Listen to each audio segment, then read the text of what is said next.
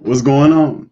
This is Alan Brown, aka Bully the Kid, and this is a very random drop-in session. I got one of my new friends, Low End Lobster, is dropping by the bass talk, and he got a bass that I also have. I have a 5 string version. I think he has a 4 string version. We'll let him talk about that in just a minute, and we have some differing opinions about things. So this is just a base talk to vent it out, to see what the plans are for the instrument that you have, and see what the heck is about to happen, man. Again, this is Bully the Kid. I am joined by my man Low End Lobster. Let's bring my dude in, man. Let's see what's going on. Low End, what's happening, bro? What's going on, Bully? How you doing? Oh man, I'm doing good. I just watched your video. I just watched your video. Like literally, I was outside, um, sipping and enjoying the night, watching your review, and I was like, "Oh, we gotta talk." So here we are, man. This was not a planned thing. This is definitely an improv type Oh, yeah. situation. So, um, hell, okay. What base did you purchase from Hardluck Kings? I know y'all seen the title of this video, Bass Talk, Hardluck Kings Guitars. And their company, they are, like you said in your video, they use the verbiage pro very loosely and a lot. So much so that they talk about giving a 5-star setup Yep. and charging extra for it aside from the price of the bass Those or aside pickups from the are price pro of, pickups, man. Pro pickups. pro, they're pro. You can't get much better than that. Gonna drop them So into a fender. yeah, just swap them. That you can do whatever you want to do with it. Um, this is not going to be a Hard Luck Kings bash session. However, I do want to talk about the options that are out there and also what you can possibly get from the good side. I have a good story with them, and the not so good side. So, um, yeah, man, I'm gonna shut up, and then you let me know straight out of the box. What were you expecting? What did you get? How did it test?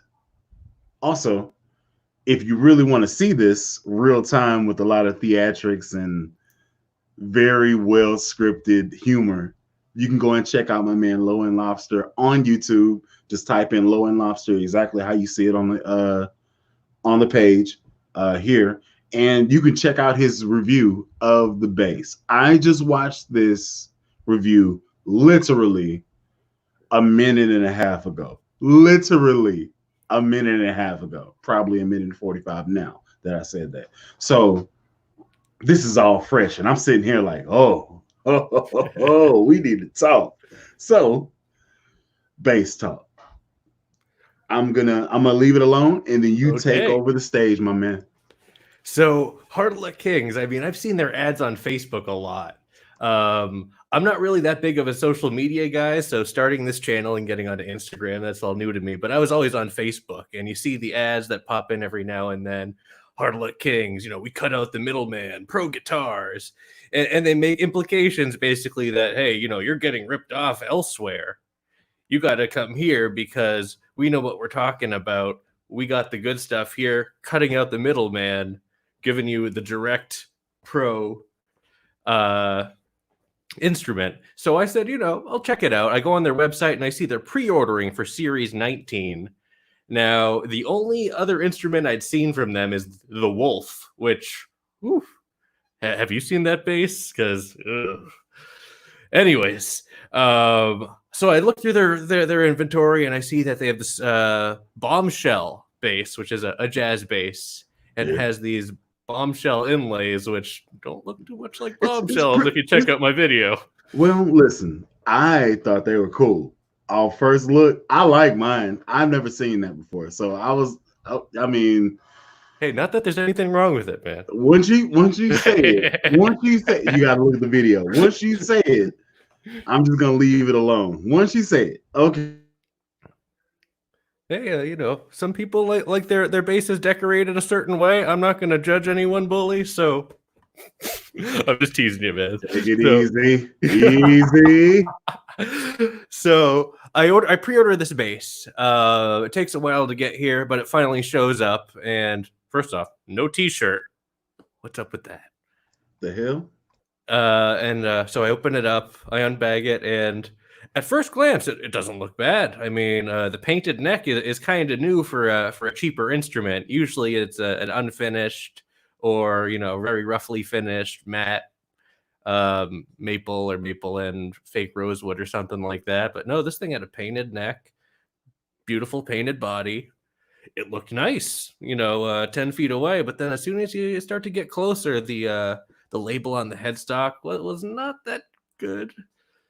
The headstock itself, the curvature of it, very bumpy. It's as if no one actually took any sandpaper to it. They just, CNC'd it and grabbed it, painted it, and called it a day.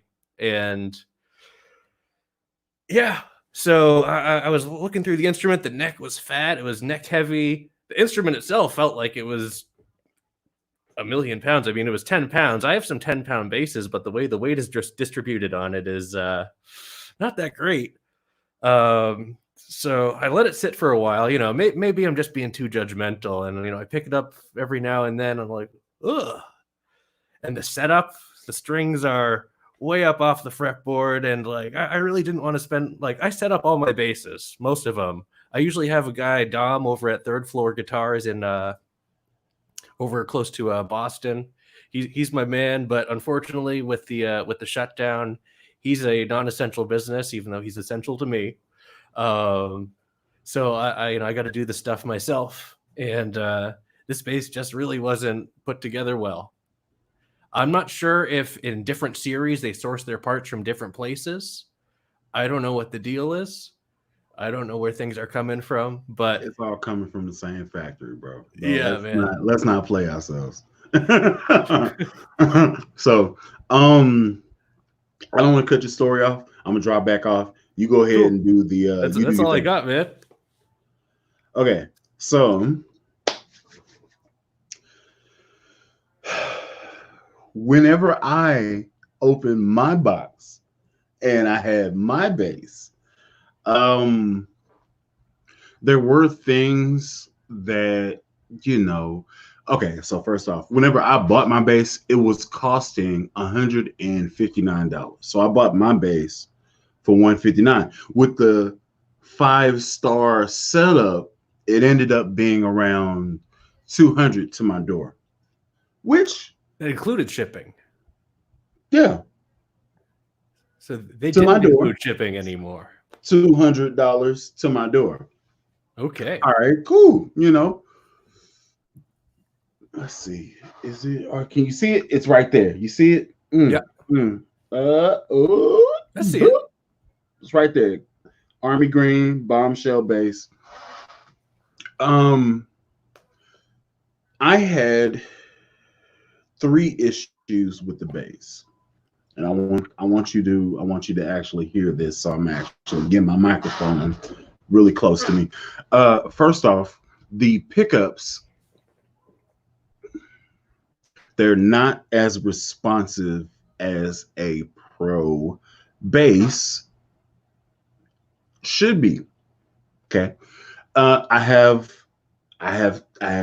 tricks around that, added some magnets to the bottom of it to increase output.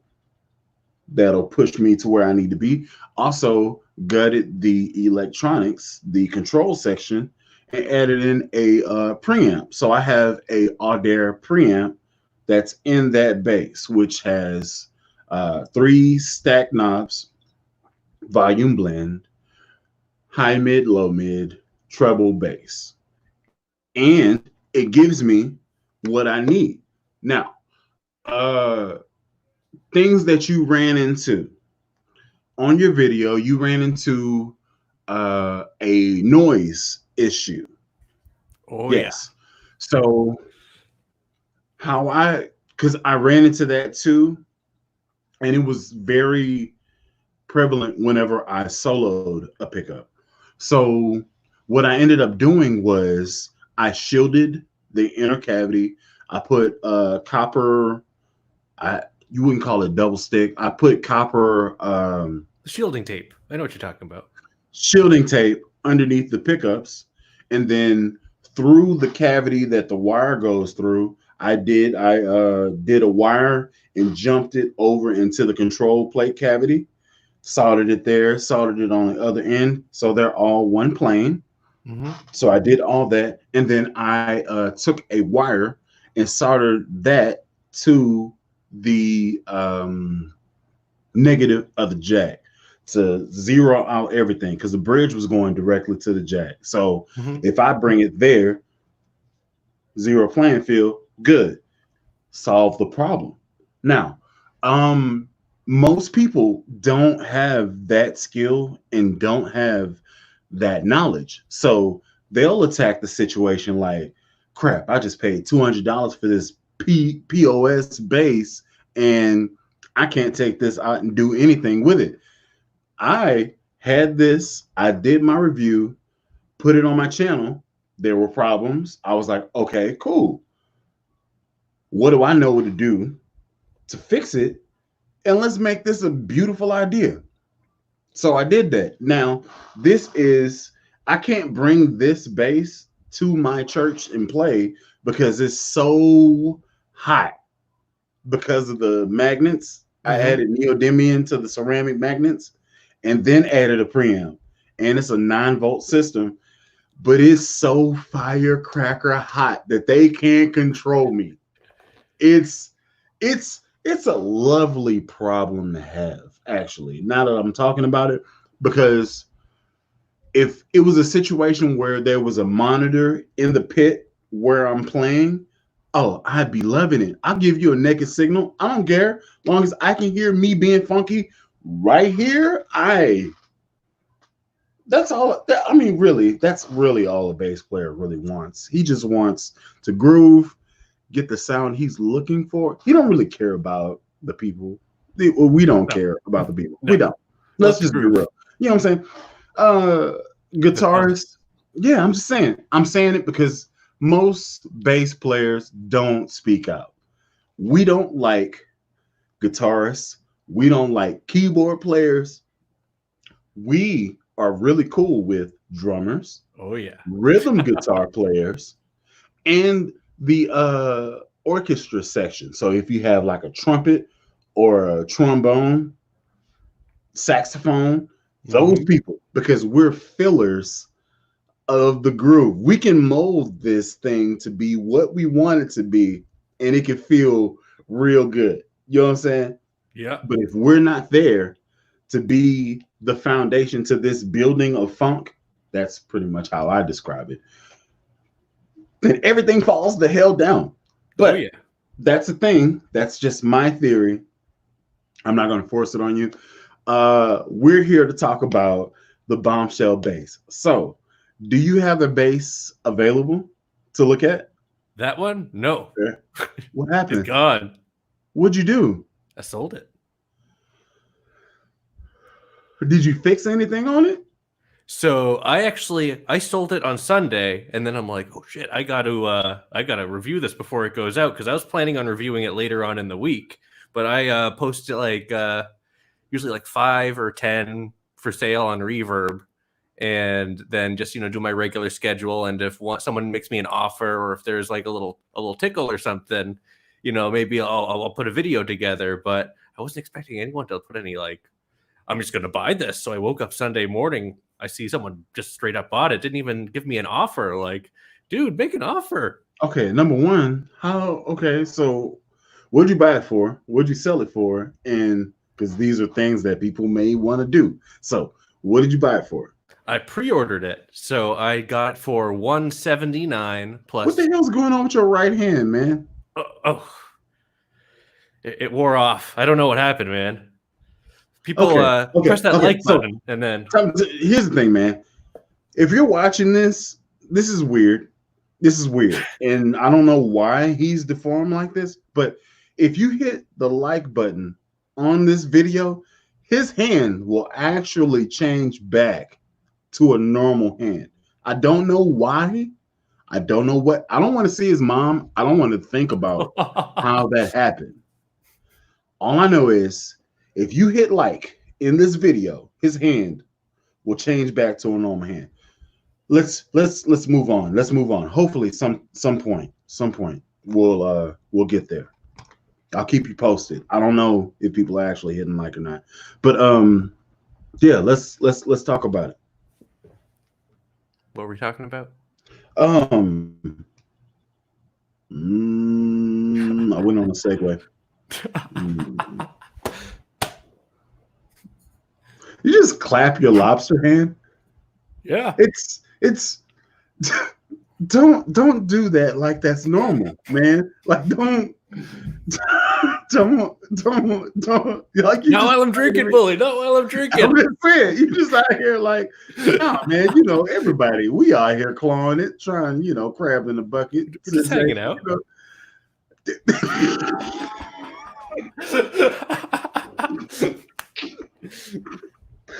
Okay, so you were talking about how you sold the base and you hadn't done a video. Oh, yeah. So let's see. It was like $179 or so for the pre-order, $55 or so for the shipping, and then whatever for sales tax.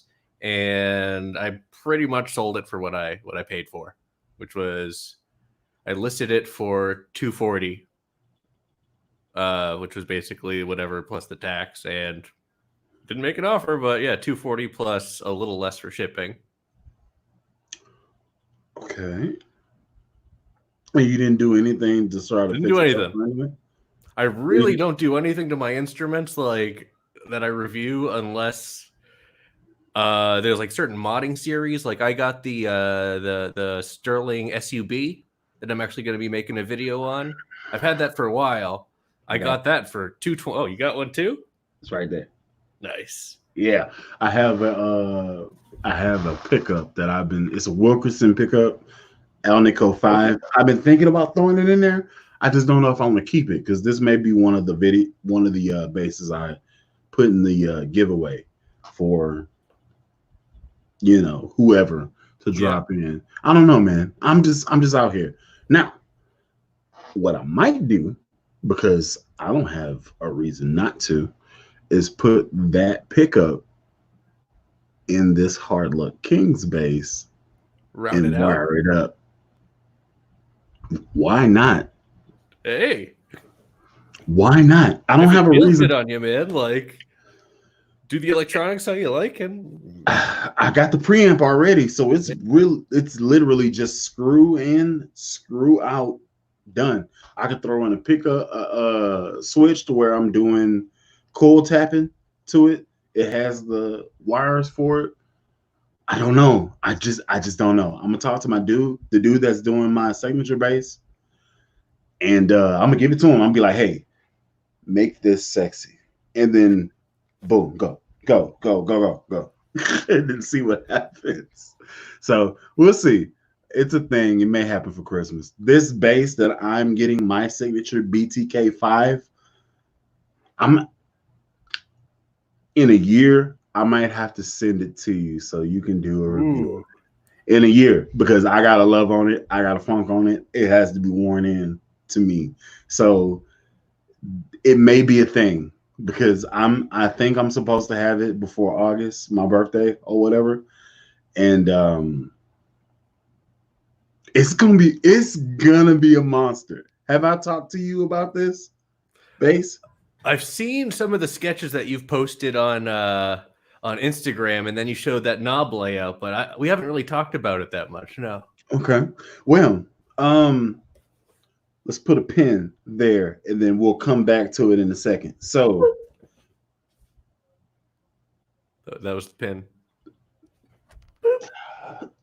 Right like that. I'm not drunk enough for this. Okay, so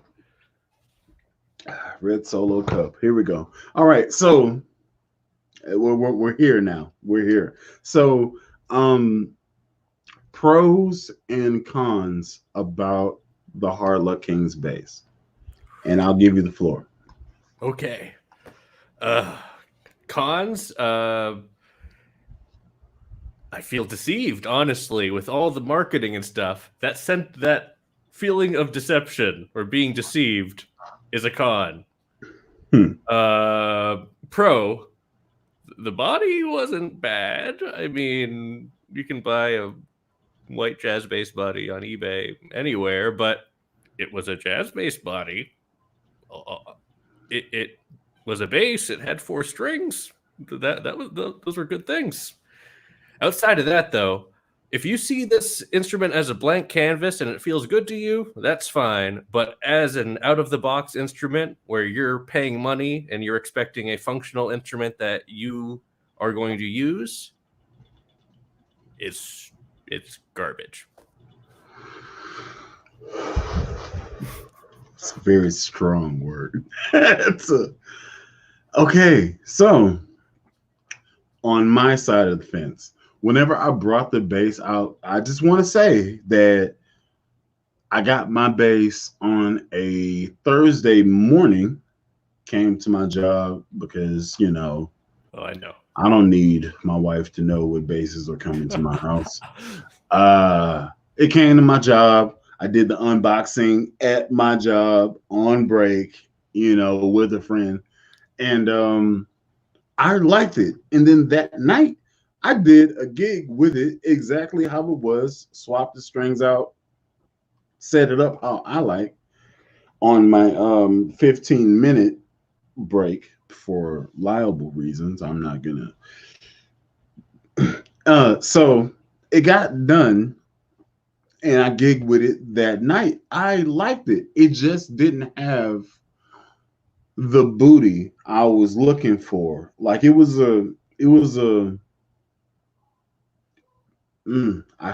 don't want to get racy in here. It had the body of what I'm looking for, but it just didn't have the round overture tone that I was looking for. So once I added in the preamp and I added some tonal scoping, like sculpting to it, it was cool. It is cool. I'm not gonna get rid of it. I'm not. I like it, and it's very weird that you are not digging on it. I thought it was gonna be a slam dunk, and for what I understand, somebody said this: if a company wants you to review their product, they send you their best product to review. Mm-hmm. So it could have been a situation where they were like, man, we got 15 of these basses.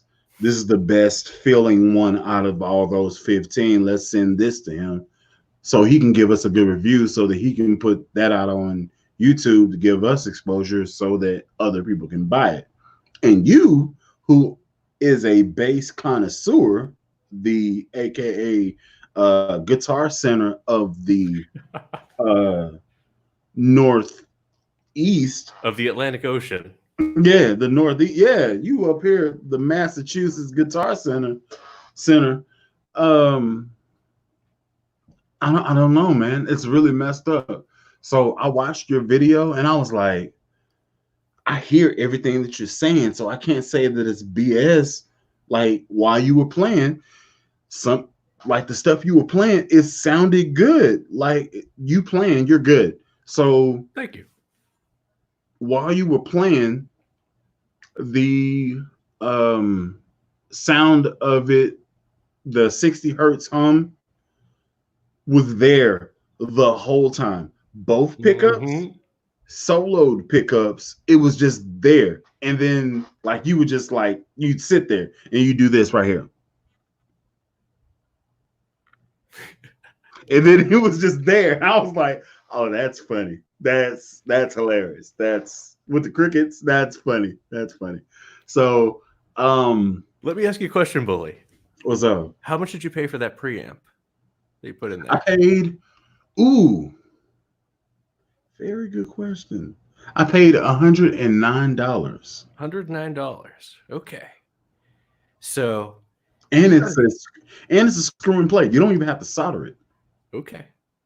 So if you're buying this bombshell now and you're not that price that you paid doesn't exist anymore. They're charging shipping and it's $259 as the sale price.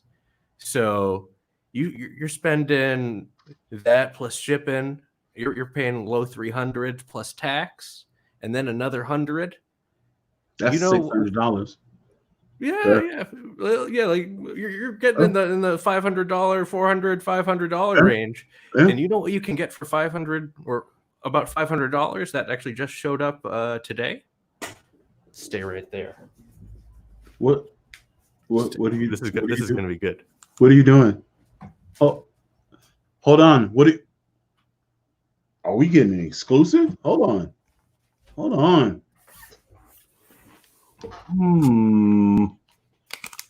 Let's see. Show me.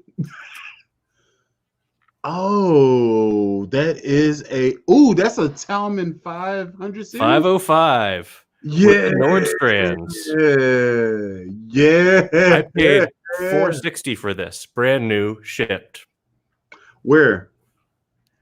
Ripple Audio. On Reverb. I don't know if I should be saying that or not, but hey.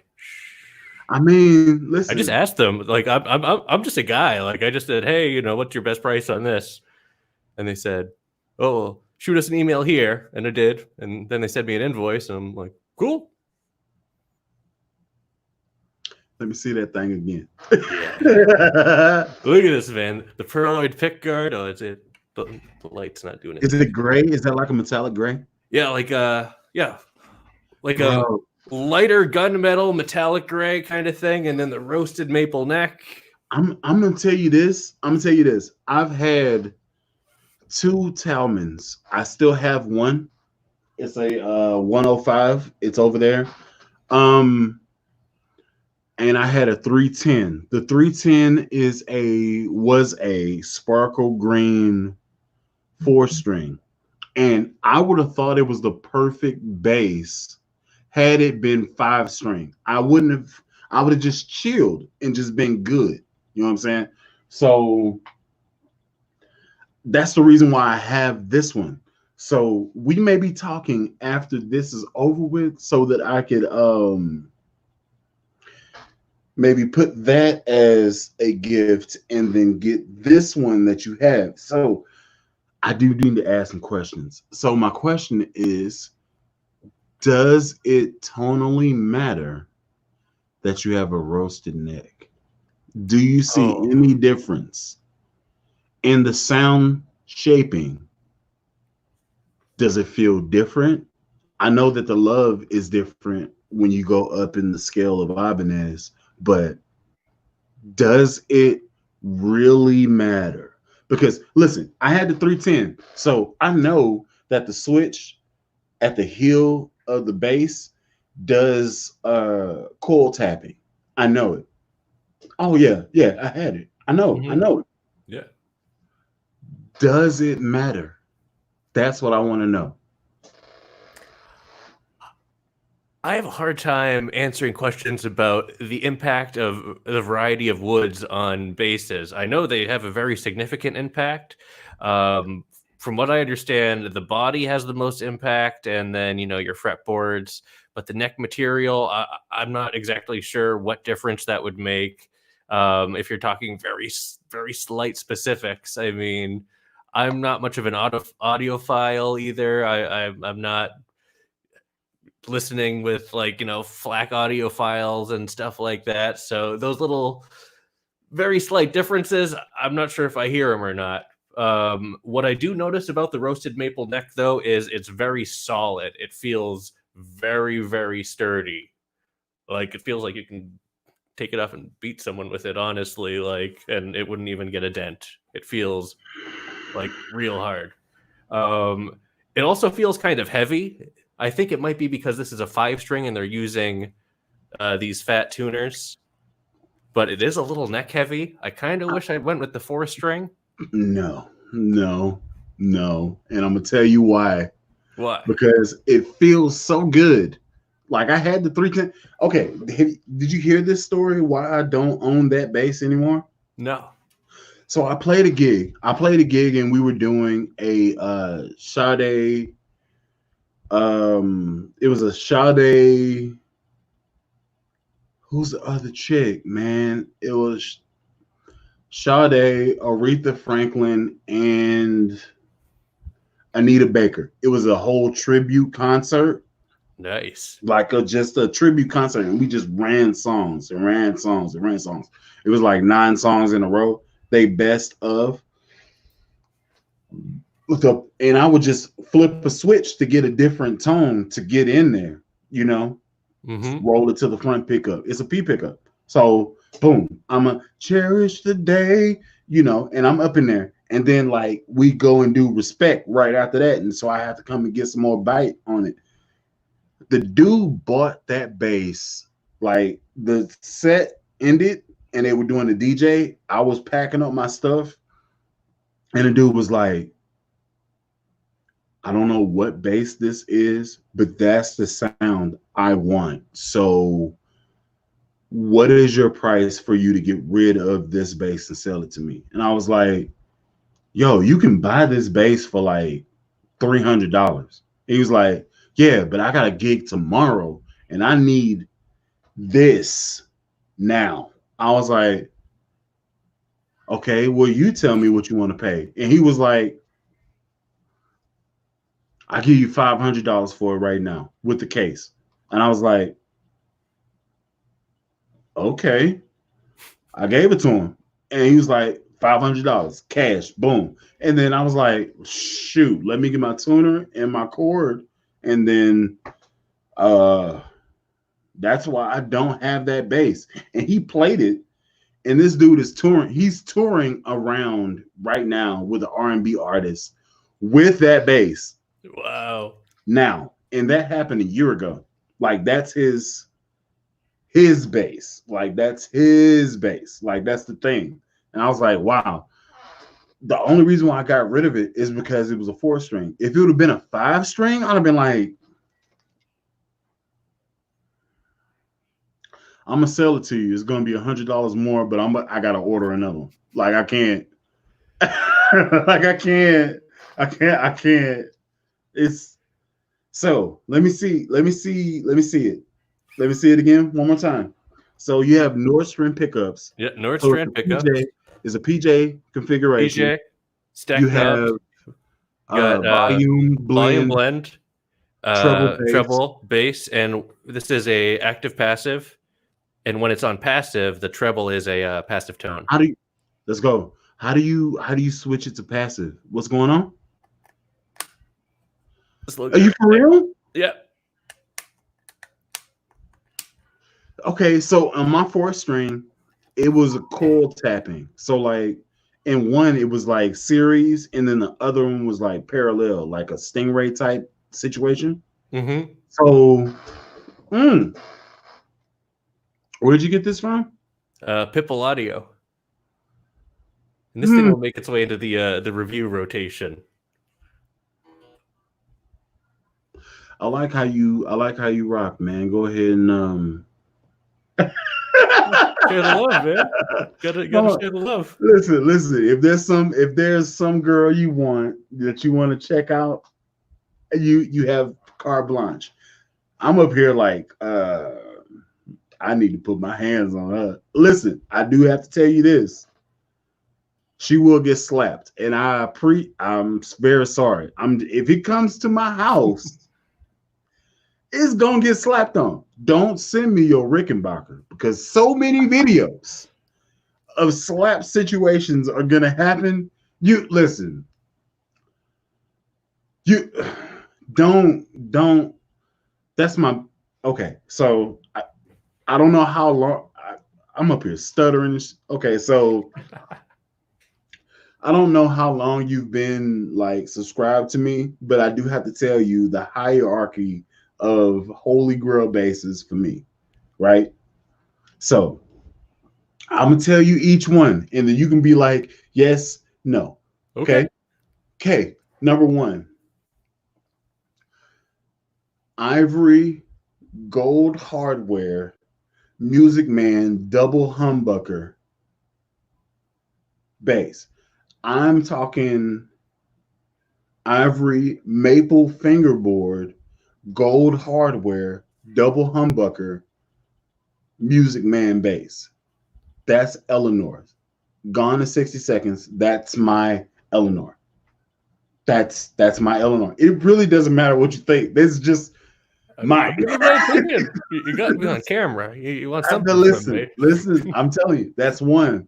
Number two, Rickenbacker, either the black and white 4003 original. I don't want the S with the dots. No, I want the scallop pickups, the scallop, the shark fin inlays.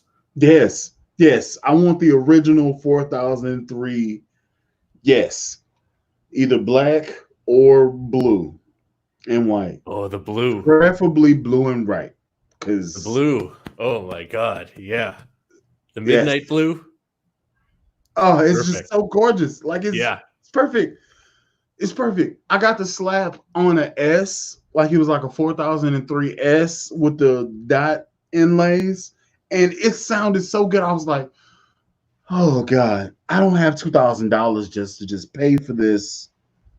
But if I did, I would pay it. I would pay, because people don't slap on this bass. They don't slap on it like that. And a Hofner. You're not supposed to slap on a Hofner. I slapped on my channel on a violin bass, and I don't care. I don't care. Actually, I'm thinking about doing a whole series where I slap on this one. And this is the Fretless. That one. Hey, nothing wrong with slapping Fretless. It is coming. It's coming because I don't have a Fretless situation. You gonna get slapped. That's what you. I might name a Tina Turner. You gonna get slapped. So now, one thing about this Talman and slapping though is that switch is in a really shitty spot, because if you're going to town, your knuckle can kind of hit against it a little bit, and it's kind of it's a ridged switch, so it gets you. It's not a deal breaker. You just have to adjust your technique a little bit. But I have a Jaguar that's right here, so I'm kind of like I have that technique down, so it shouldn't be that bad.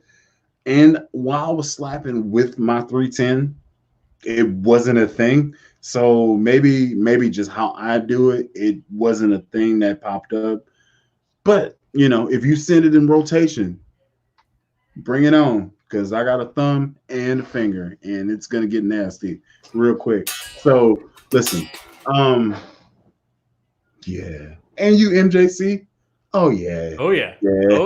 MJC, my man. All right, so that's the two. So I have Music Man, the Rick 4003 original blue, preferably, and then I already own, like, I played a Gibson Thunderbird, and it was cool, but the bass I bought, which is an Epiphone Thunderbird, gave me everything I wanted. So I was like, I was gonna put preamp in it, change the pickups, make it active. I got the slapping on it. I was like, nah, no, you gonna stay just like that. So I have one of my holy girls, and I just took her out.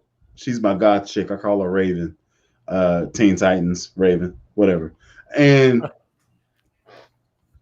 I have my signature bass. That's gonna be a GD monster.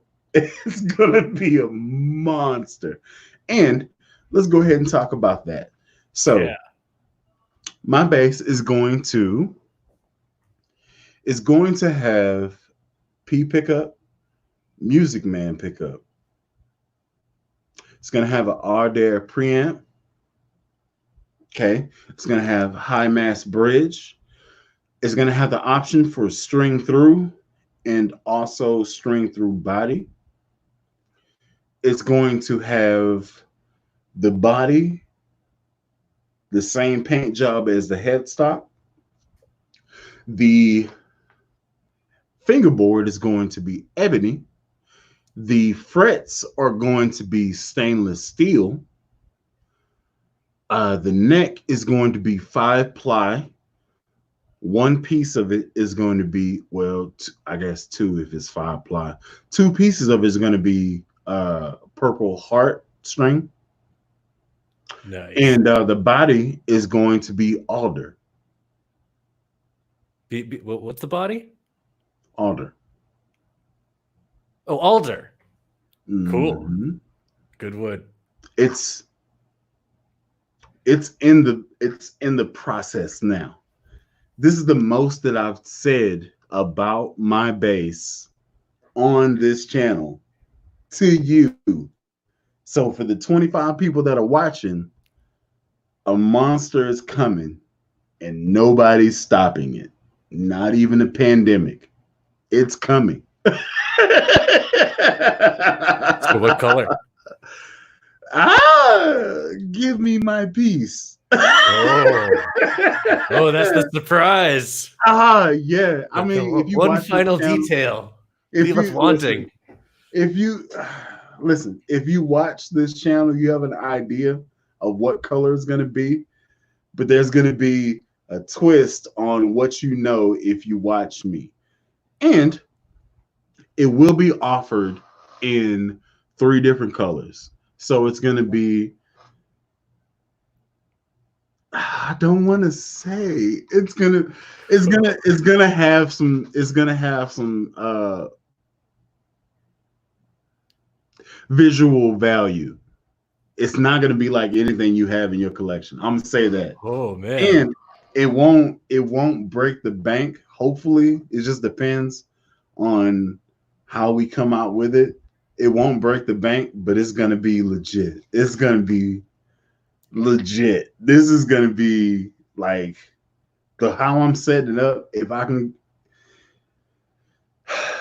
all I want is just a P bass tone, solo P bass. If I'm trying to slap and be real stupid, boombastic, Music Man pickup. It's going to be gross. So the pickups are Seymour Duncan, Alnico 5. Very nice. What scale? Are you doing 34 or 35? 34. 34. 34. How are we setting it up? How are we setting up the headstock? You won't have a floppy B. It's going to be... Oh man, I'm excited, man. I'm excited. I'm sitting there. I'm just like, yes. It's gonna be great. Mm-hmm. Oh man. Yeah. What do I get signature bass? listen. I got if that's what you want, and you have what? That's a good question. If you could have a signature bass, what would it be? Oh my, that's a. If you can have a lobster boil bass, what would it be? That is a very difficult question because I have so many instruments already, and what talks to you? What is you? What are you? Like I slap. That's me through and through. I'm a slapper too. I'm a slapper. And but who are you? Man, they got people talking like a muff in here. Oh yeah. Yeah, people are just chatting it up, man. I'm so sorry. Yeah. So you tell me, what do you think? I think for my signature bass, it would be a matte lobster red Ibanez EHB 1005 with Nord strands. And matching roasted maple pickup covers. Let's go back. Let's go back. Say it one more time. A matte Lobster Red, Ibanez, EHB, 1005. Hold on, let me grab the Ibanez EHB 1005 to Now help I'm you saying visualize. it's a headless base, right? Yes. EHB. Okay, yeah, go ahead. Oh, you got that Rick in the back though, man. God dang. Ugh. That one's my baby. Yeah, I love okay, that thing. whatever. This in a matte red with the Nordstrand pickups with the exposed pull pieces and matching roasted maple pickup covers.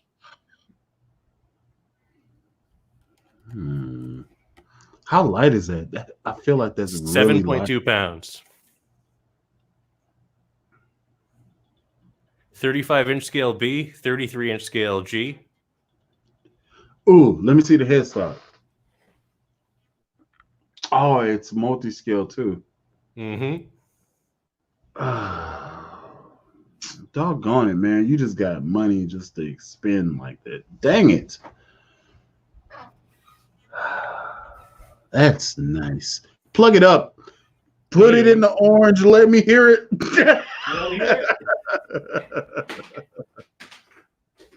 Jeez. You want to hear this or the Rick? Oh, no. I want to hear this one. I don't want to be sad. I want to be sad.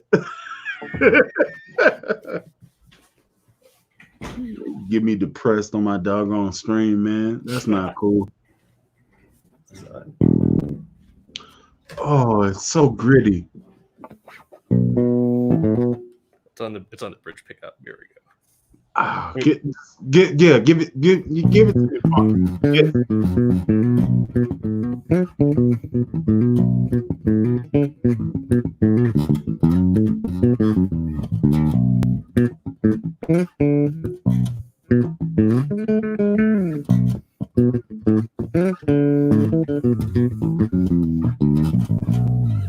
Oh my God. Oh yeah, That with the low. Yes. Yes. That's what I need. That's what I need.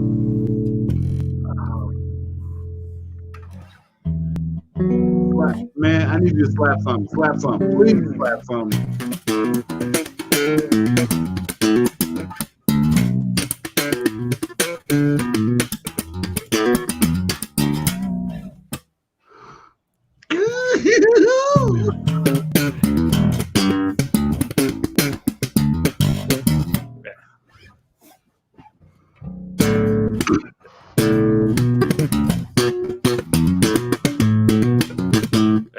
Oof, that's been a while since I played that. Whatever, dude. It sounds gross. Can you give me extremes? Can you give me extremes? High bass, high treble. Yeah. Okay, let's boost the bass all the way. It's probably going to distort this little thing. This preamp does a lot of work. Like this thing will boost and cut a lot. So let's cut the bass all the way. Okay. Hey, Molly, how are you doing? It's me, the bass without any bass. You ain't got no booty. I don't like it. You ain't. Here's the bass all the way up. All right. Hey, baby. Yeah. How you doing?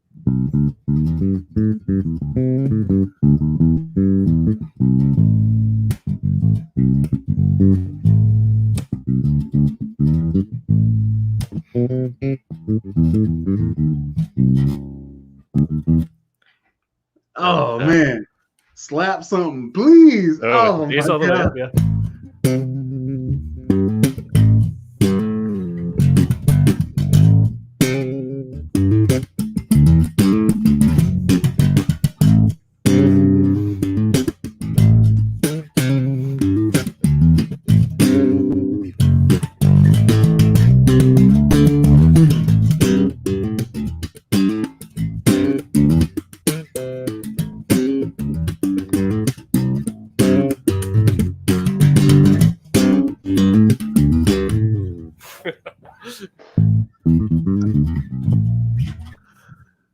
Oh God.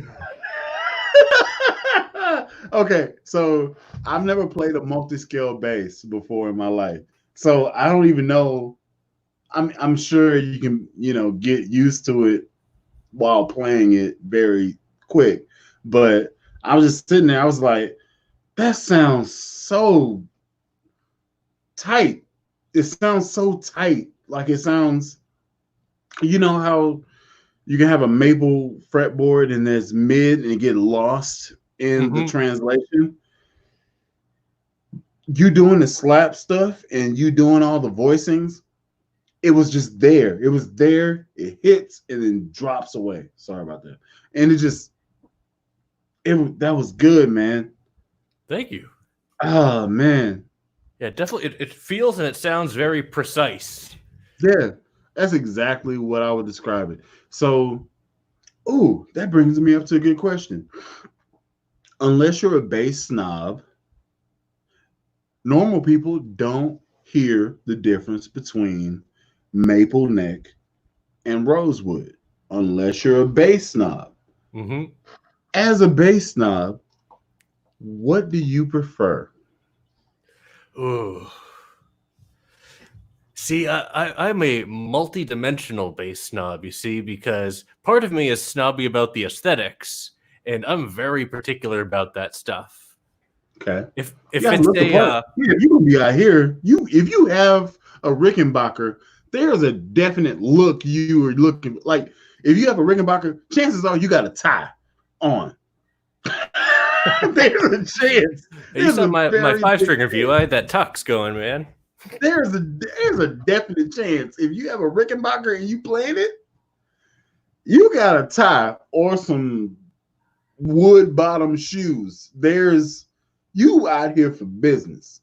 Now, if you got a Fender, yeah, you know what I'm saying, you can be out here with some shades or so and some shorts with your kneecaps exposed, I guess. But the headless bass, either you're in a metal band or you're doing a whole bunch of progressive. You tap. That's what you do. You tap. You're a tapper. Yeah, you're a tapper. That's what you do. That's what you do. So if you have a headless bass, chances are you've been to NAMM at least twice. It's funny, like, you're kind of right, stereotypically speaking, like, the demographic that these basses really appeal to or are trying to appeal to are, like, the mathematical metalhead who's, playing, like, 30-second notes and, like, and, like, I'm an old school, like, funk and classic rock guy. Like, I just love, grooving to some old school jams and stuff and love slapping and, I'm not about like shit like that, stuff like that. Stallions. You're not Bill and Ted's Excellent. No, man, I'm way too mellow for that, But even then, these basses really appeal to me, and I really like how comfortable they are. Like the ergonomics, the way the body sits. I've mentioned in some of my other headless bass reviews that the way the body sits on some of those makes the first fret feel a lot farther out. So you're extending your arm all the way, and it feels very unnatural, especially if you're used to playing, a regular instrument. This thing, it sits normally, and even with the fan frets, it feels very natural. And up to like the 12th fret or so, I don't notice any difference between the multi-scale and a regular instrument. Okay. Beyond the 12th fret, you kind of have to think about what you're doing a little bit more, especially if you're doing like chords and stuff. Because when you're expecting something to be directly under your finger and it's actually a little bit over, that's a wrong note right there and a crappy sounding chord if you let that thing ring through. So here's the thing. Conscious. So Victor Wooten came out with a theory that there is no such thing as a wrong note. If you move to the left or to the right of a fret, then you're in some type of chord. So the bad note could technically be tension till you resolve it on the right note. Just depends on what you're trying to do, which I'm gonna tell you this. So I heard that and it opened my mind up to like mistakes. So you can literally pedal a wrong note until it feels right and then resolve. And that's really weird if you're like talking to a person that's like, I read music, that's the thing. But for the jam session cats, like I feel like you are. So if I was to just, we've came to this point now. So hold on. You whipping out the bass? We've came to this point now. So let's do it.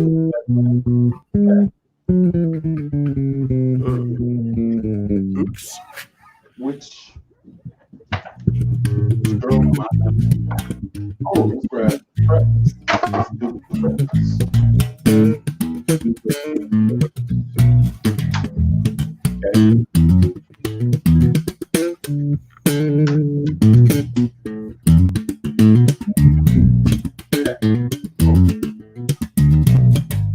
So I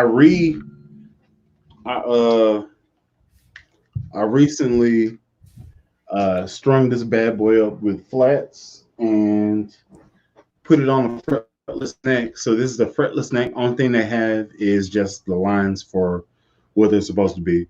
Mm-hmm. But if you know what the heck you're doing, you ain't looking at the lines anyway. So it's all jazz, man.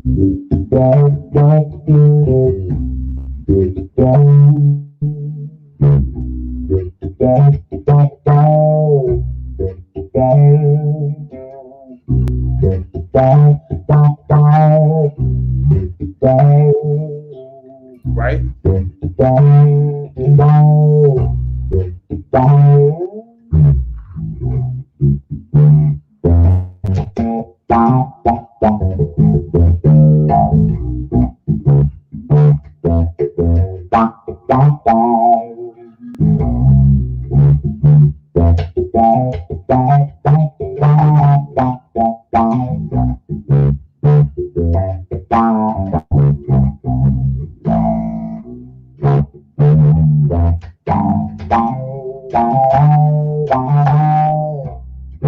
Yeah, so it's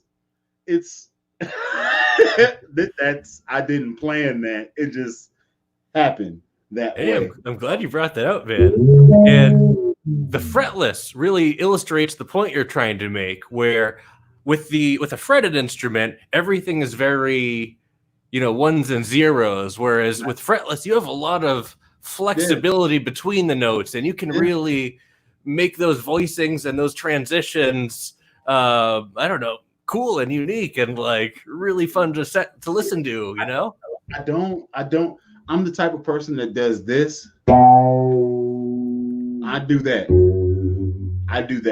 Mm-hmm. So with the fretless situation, that's a thing now. And I never thought about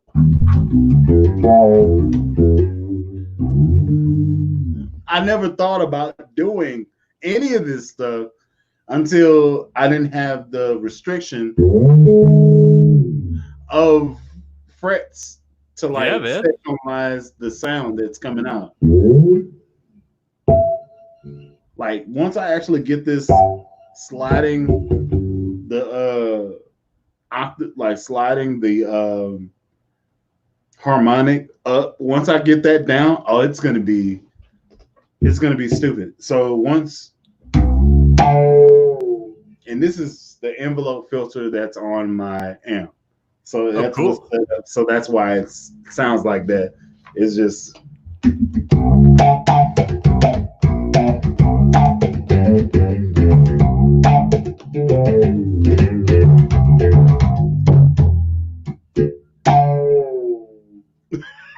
that's good, man.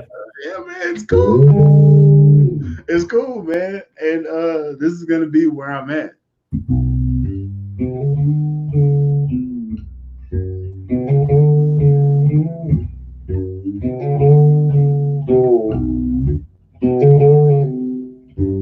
Like that's gonna be the groove structure that I'm gonna be messing with people with.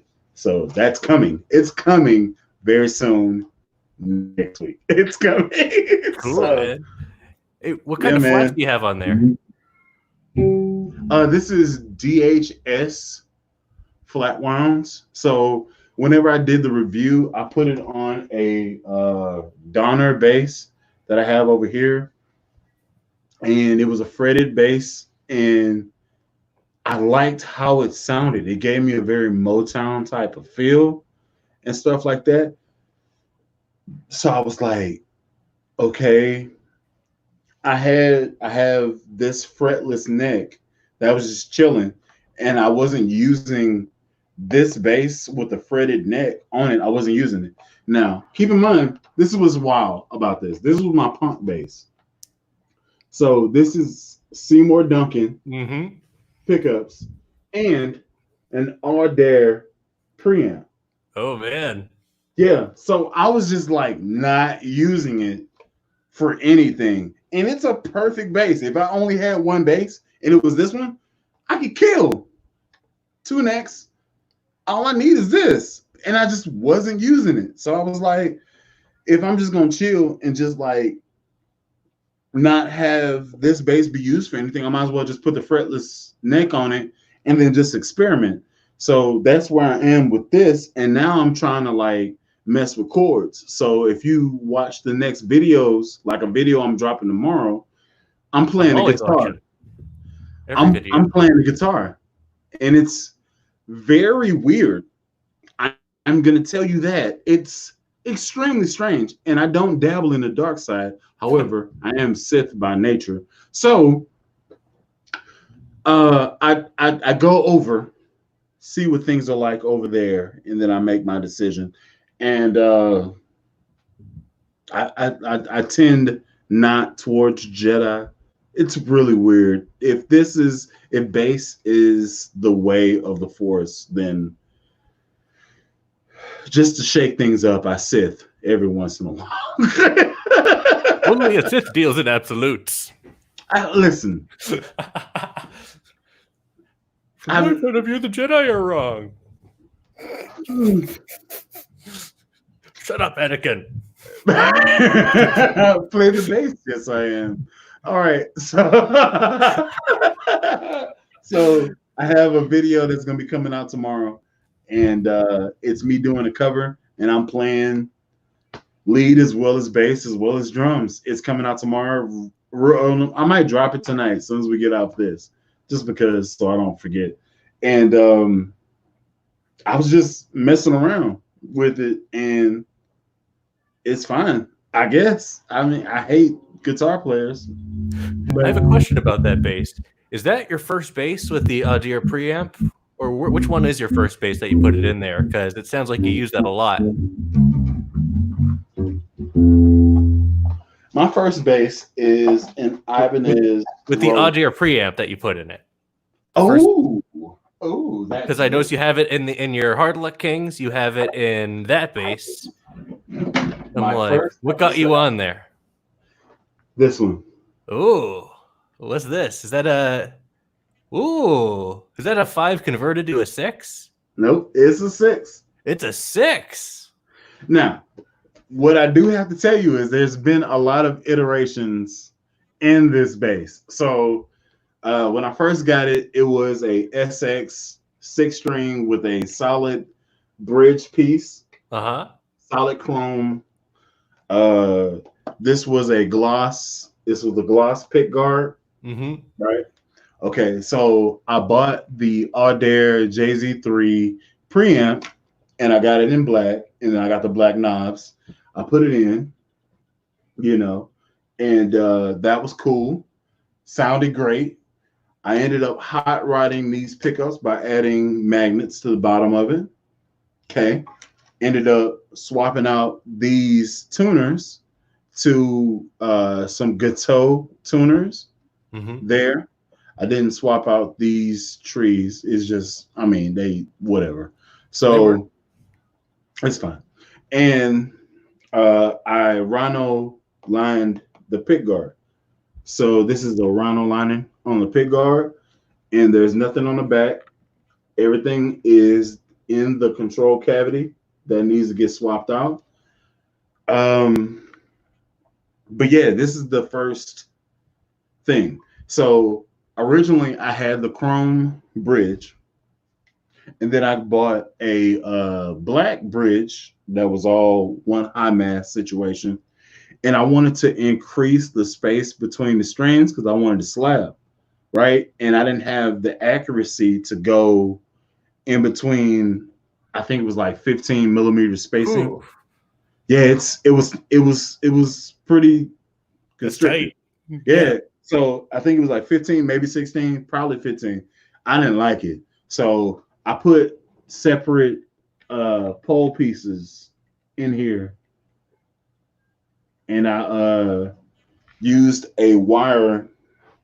I scraped the bottom of it to make it bare metal, and then put the wire all the way across and then into the cavity so that it could all be grounded. Mm-hmm. And once I did that, it came out real good. Actually, like It looks real good.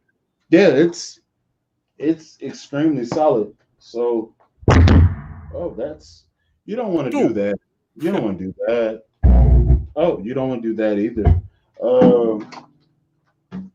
Yeah.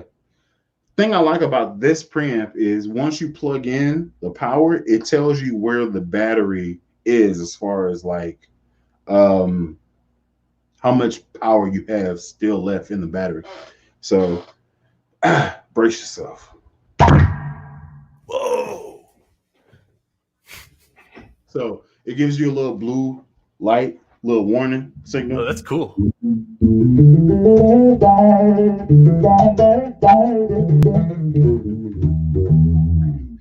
Now, how do you have that tuned? This is the standard tune and The standard B to C or whatever? Yep. And crazy thing about this is there is three loadings for the pickup, so you can do it in three different positions. So there's a loading that's like front pickup dominant, both pickups, and then back, and it's just different loadings for the preamp. Mm-hmm. So, and you can change it out by like a click knob. It's really cool. And you just plug the click knob in, select which one you want to try, lock it in, and then it's nice, man. That is nice.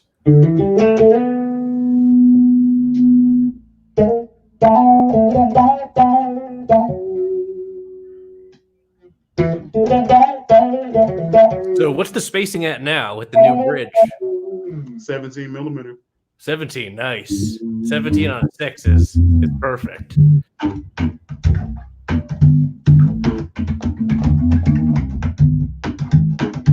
And is that the original neck too? Yeah. Man, with 15, I bet those strings were just all piled in the middle there, and you had a lot of room on the edge. Yeah, and I would slip off a lot because I'm a vibrato that does. I do this rather than slide, so I do that all the time before I actually change it up. So that's awesome, man. Yeah, it worked out real good, and this is.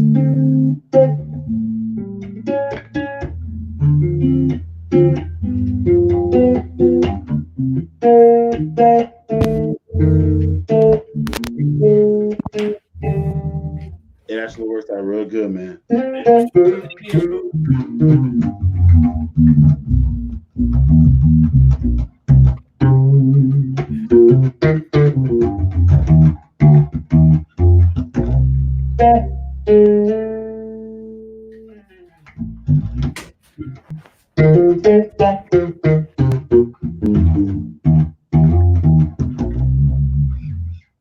Yep. Oh, you bastard, you.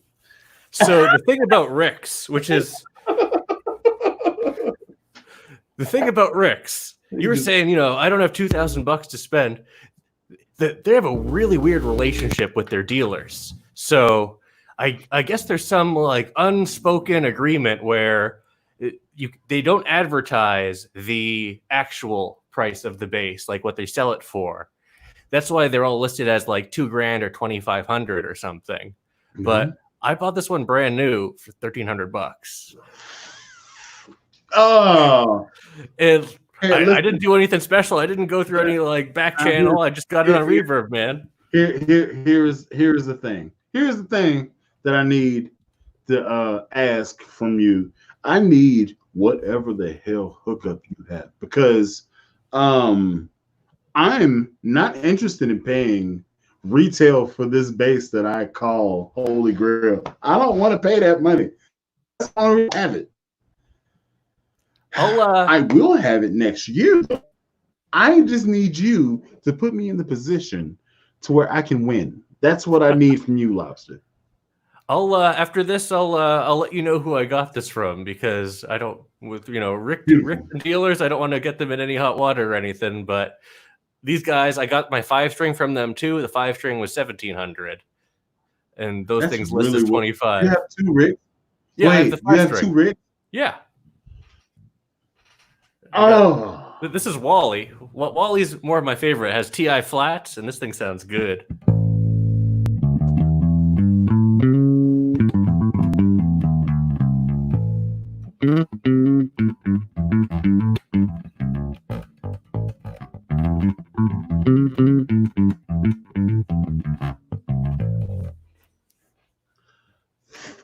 Even this is flat But let me grab the fiver. Let me grab the fiver for you. Oh, damn you! Sorry, Mom. In case you're watching this.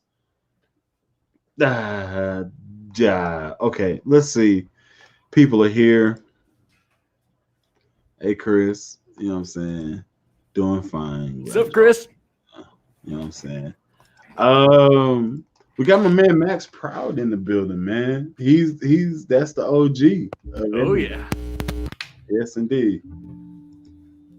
Greetings to you. I subbed and gave a like. Your reactions when the lights you played the Fender on the stage with the beats. Yeah, it was pricey. So I can dig it, man.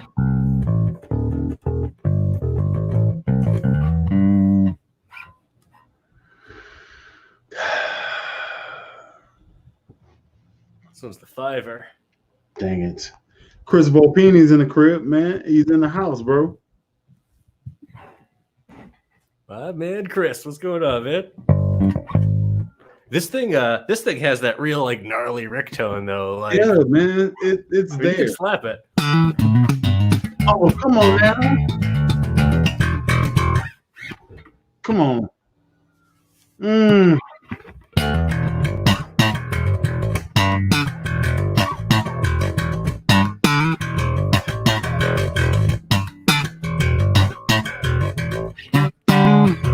Oh, come on now.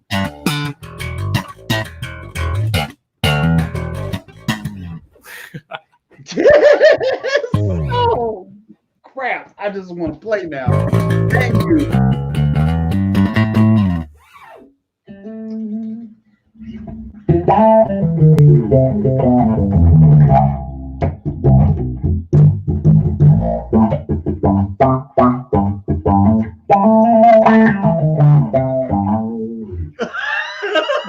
Dang it, man.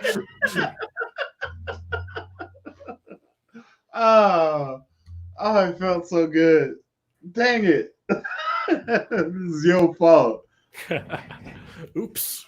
Yeah, so hold on. Now I do have to ask you, when you did that chord and you slid up to it, was it just a do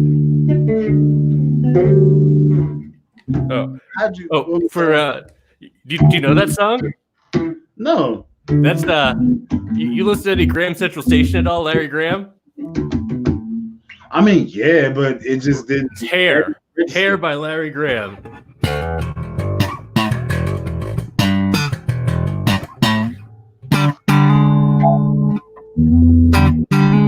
Right on the 12th fret of the G and D string, and then pull to the 13th for the G.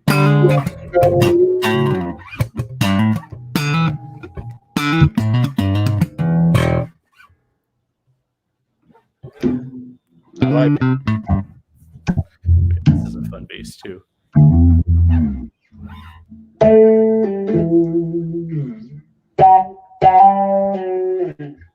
need to like take the sound foolishness off this bass modeling because like that this whole thing will be like hours long. Yeah. Oh, Volpini just said there's a video of Marcus Miller covering hair. I gotta find that. Love me some Marcus. I had Silver Rain and M2 M Squared in my CD player in high school. Only that and the Jocko birthday concert. Constant rotation. Hey man, he feels the same way, bro. Jet Glow 4001. Man. Gosh, dog it. Man, you got that 5-string though. Like, here's the thing though. So I'm pretty sure I'd leap for the 5 rather than the 4. But the 5, I'd only jump on the 5 so I could use it more often. That would be the only reason why I would go for 5 instead of 4 with the Rick bass. Like, I just in my opinion, based on your playing style and the slapping, I think you'd like the 5 more because it doesn't have all the chrome stuff and it's beautiful, but it gets in the way. Like, I have a much harder time slapping that 4. Yeah. But here's the thing though. So you think about the original Paul McCartney joint and people not slapping that. Like, people are not slapping. Like, you don't do slap on that bass. And I'm the type of person that's like, first. Yeah. So I will slap the unslappable. Yeah, I'm up here slapping me. A violin bass. I don't give a dang. I was up here slapping the violin. I don't play with me if you want to. You don't catch this thumb and finger. What you gonna catch? That sounds wrong.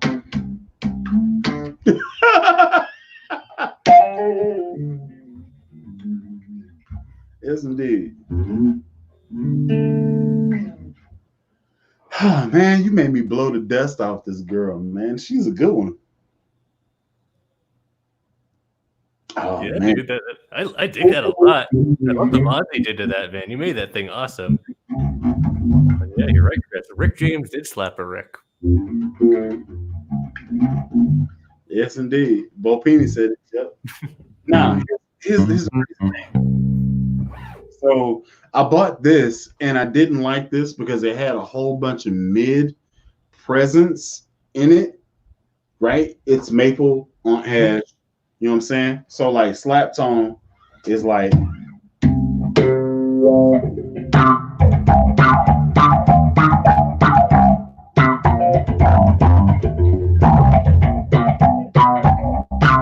right? Mm-hmm. Okay. So I was like, let me go ahead and get like a rosewood situation, and then let's see if maybe I'm just being a stuck-up person. So let's see if it actually changes how things sound. So I'm gonna switch to Shamu right now, and then I'm gonna put Eleanor back up here, and then maybe you can hear it. I think it sounds different, but this is a passive situation rather than an active situation. So we'll see. We will see. And turn up here. I don't know, man.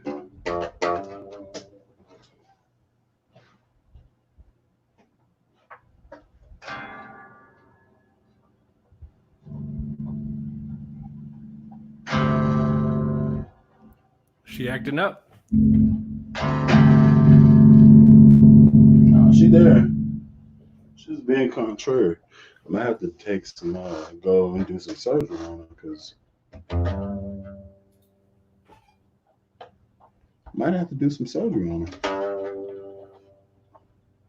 Was that the same bass but just with the rosewood fretboard? Nice.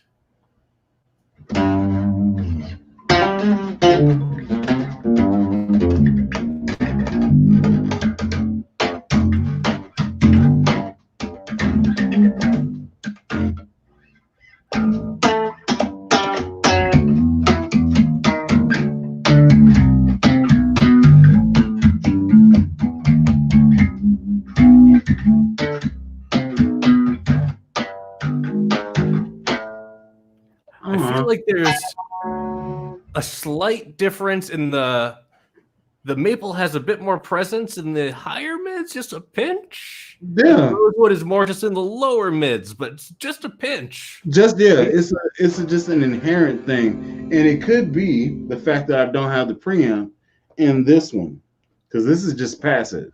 So yeah, it could just be that. So to be continued, because I do want to put a preamp in this one so they're on equal footing, and then just run them against each other. Because I like how this sounds, I like how this feels, but I do not like this headstock. It's just yeah. It's I see it. It's just like I don't like it. So hey, yeah. I got a bass that I think you're gonna really like, and this one is I think this one's actually I'm probably gonna send it out into the rotation like ASAP, because I'm not really playing it, and I want to keep it, and it's a freaking awesome bass. Hold on a sec. Oh yeah, got the hoodie keepsake.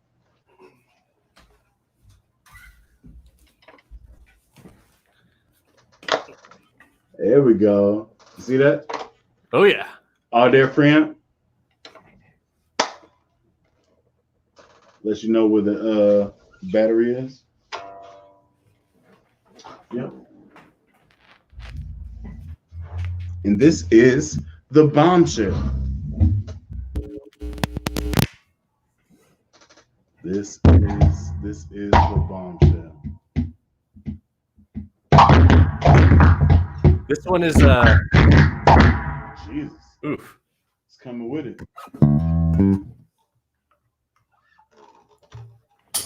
This guy's the ESP LTD GB4.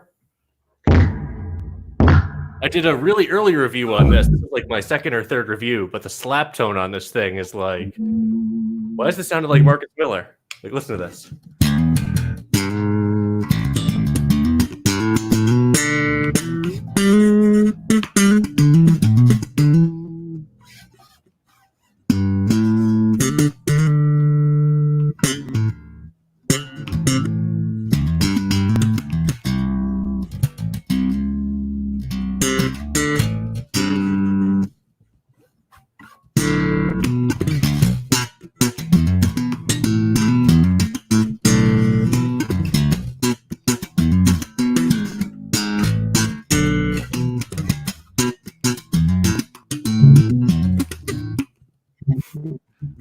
Yeah, man.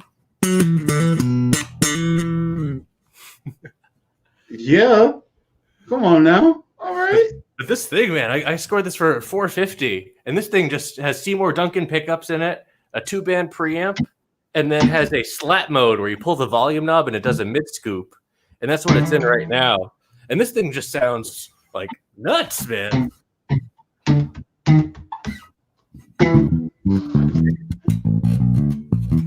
How you putting strings on this? Because this sounds trash in comparison to that. Because your strings are fresh. I'm like, crap.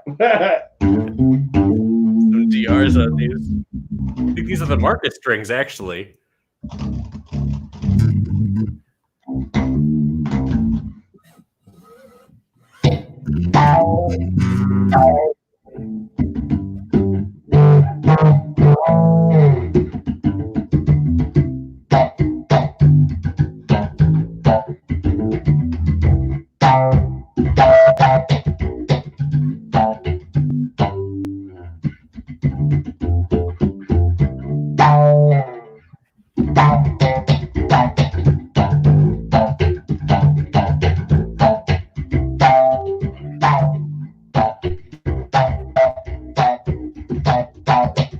You want to see a real weird bass? I want you to guess what it is.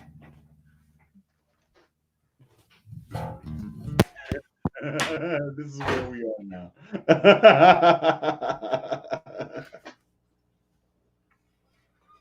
The fuck?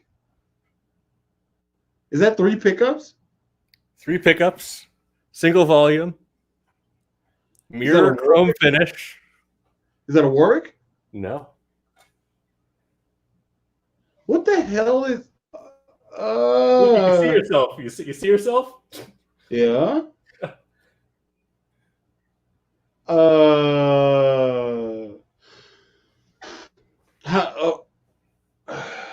What? Teasing you. I'm teasing you. What the fuck is that? It's ESP. But an Edwards, their Japanese brand. This is from the 90s.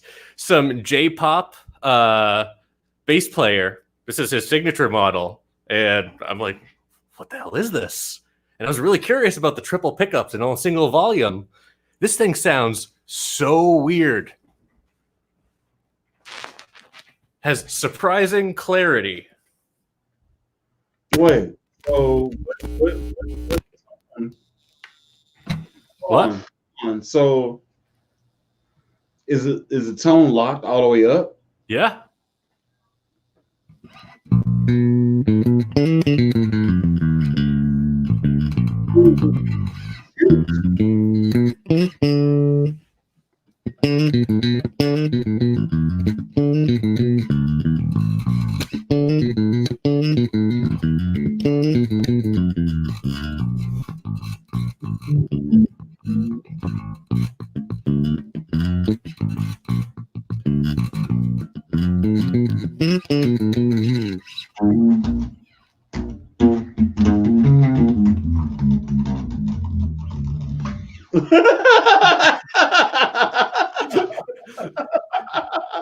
Yeah, let's go.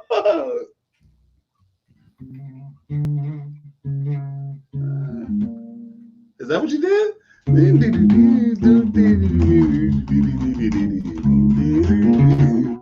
one thing to ask me to play, but it's another thing to ask me to remember what I just played.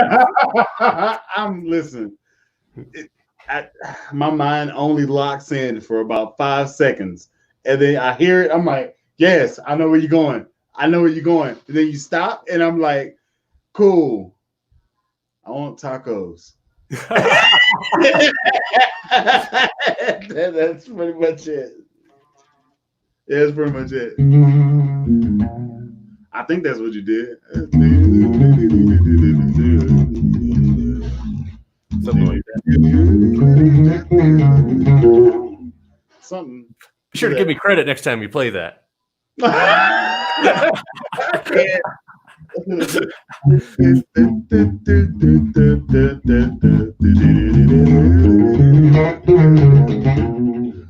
can't. I don't know. I know where it is. I can sing it. Like if you play it, I can find it, but I can't remember what the hell you were. Good thing we got this recorded. We can watch the recording later. There we go. That is a thing. Big brain. That's how you make music. Not a musician. I just play one on YouTube. Pretty much.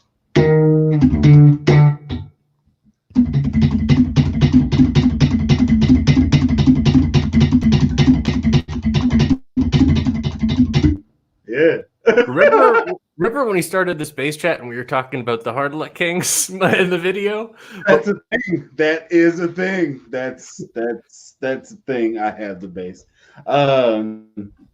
Yeah. We were talking about budget basses though, and one thing that I have to bring up, which I've briefly mentioned, that I just gotta show here. Let me just put this away for a sec.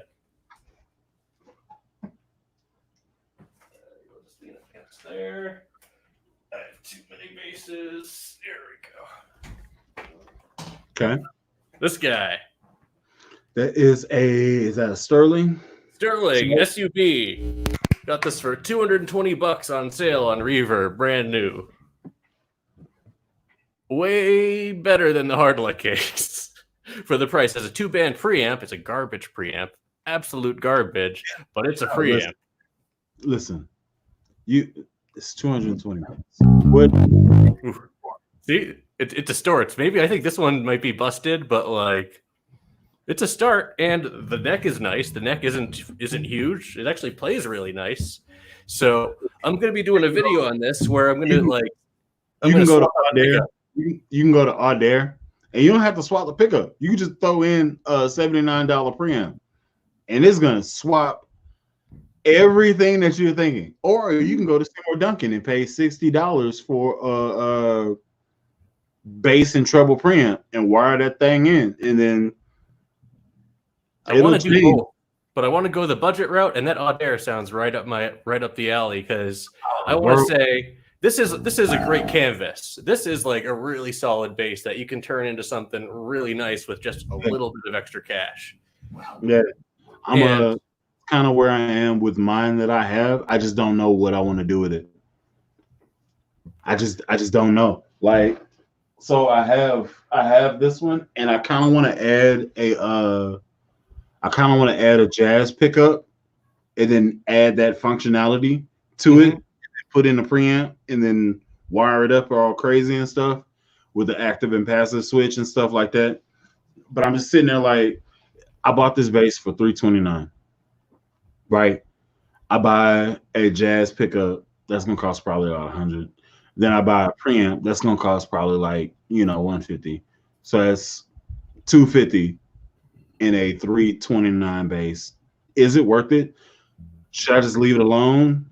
Because I could easily buy another bass for that amount of money, and then yeah. So I'm out here with that now. Once I get my signature bass, the world is an oyster because I really don't care at that point. Once I get my signature bass, and this is exactly what I want,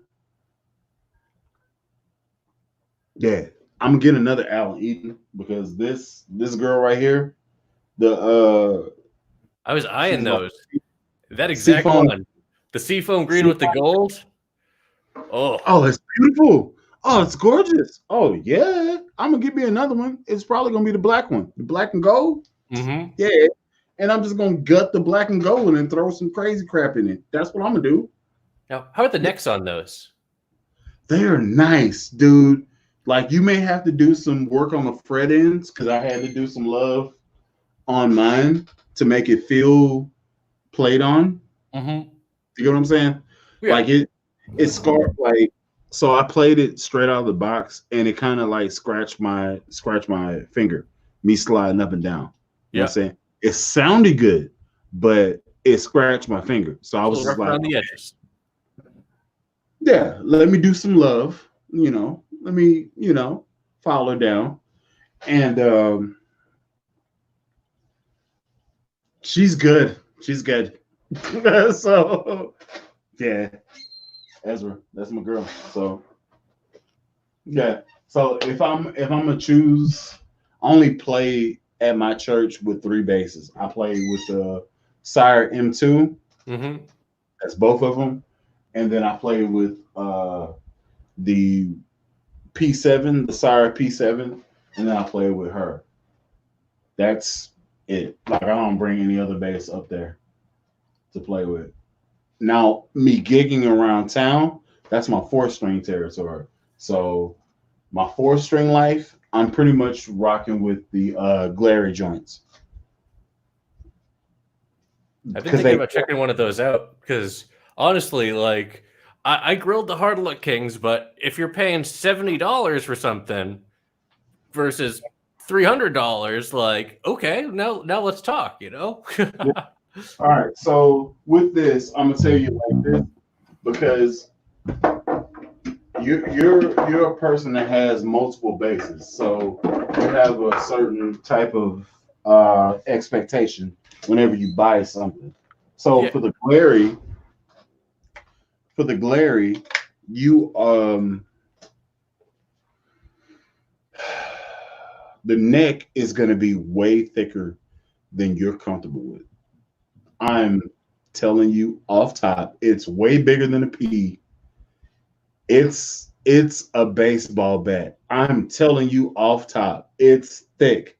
Now, because I have these hands, it forces me to do grooves in a different way that I would normally think. So it's good for me, but it may not be good for you who if you have a certain type of structure that you try to like rock with.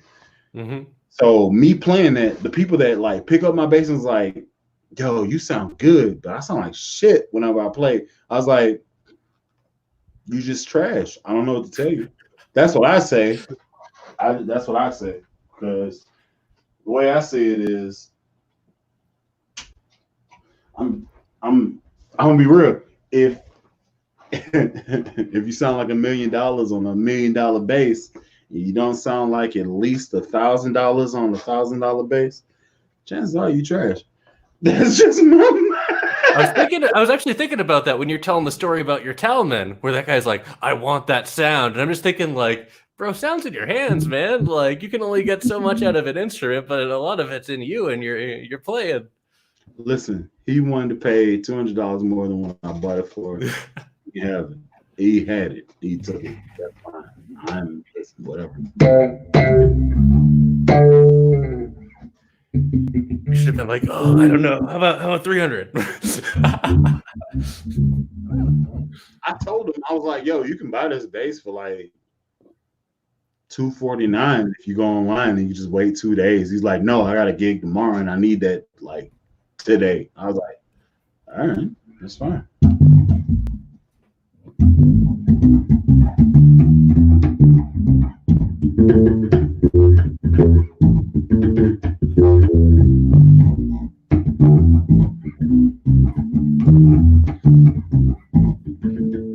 Yeah, man. I need to swap the strings on this thing. That's what I need to do. I need to do that while you hear, so I can like hear the before and after. Toss on the MJCs, man. MJCs. MJC. That's what I need to do because they sound great. Let me go do that mix set.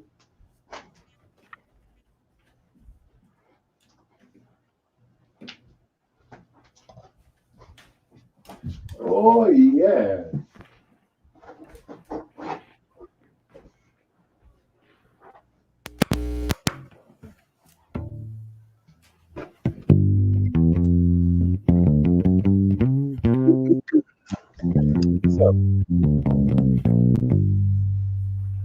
So let me ask you this.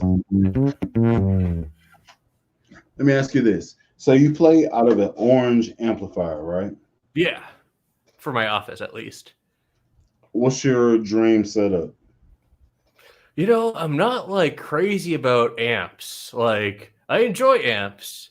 Mm-hmm. I had my dream set up kind of early on in my life. In high school, I was just really into basses and bass gear, and I thought bigger was better. I have a picture somewhere. I had an eight space rack mount set up, an 8-space rack case with a Sansamp preamp, 24 band EQ. Why does anyone need that?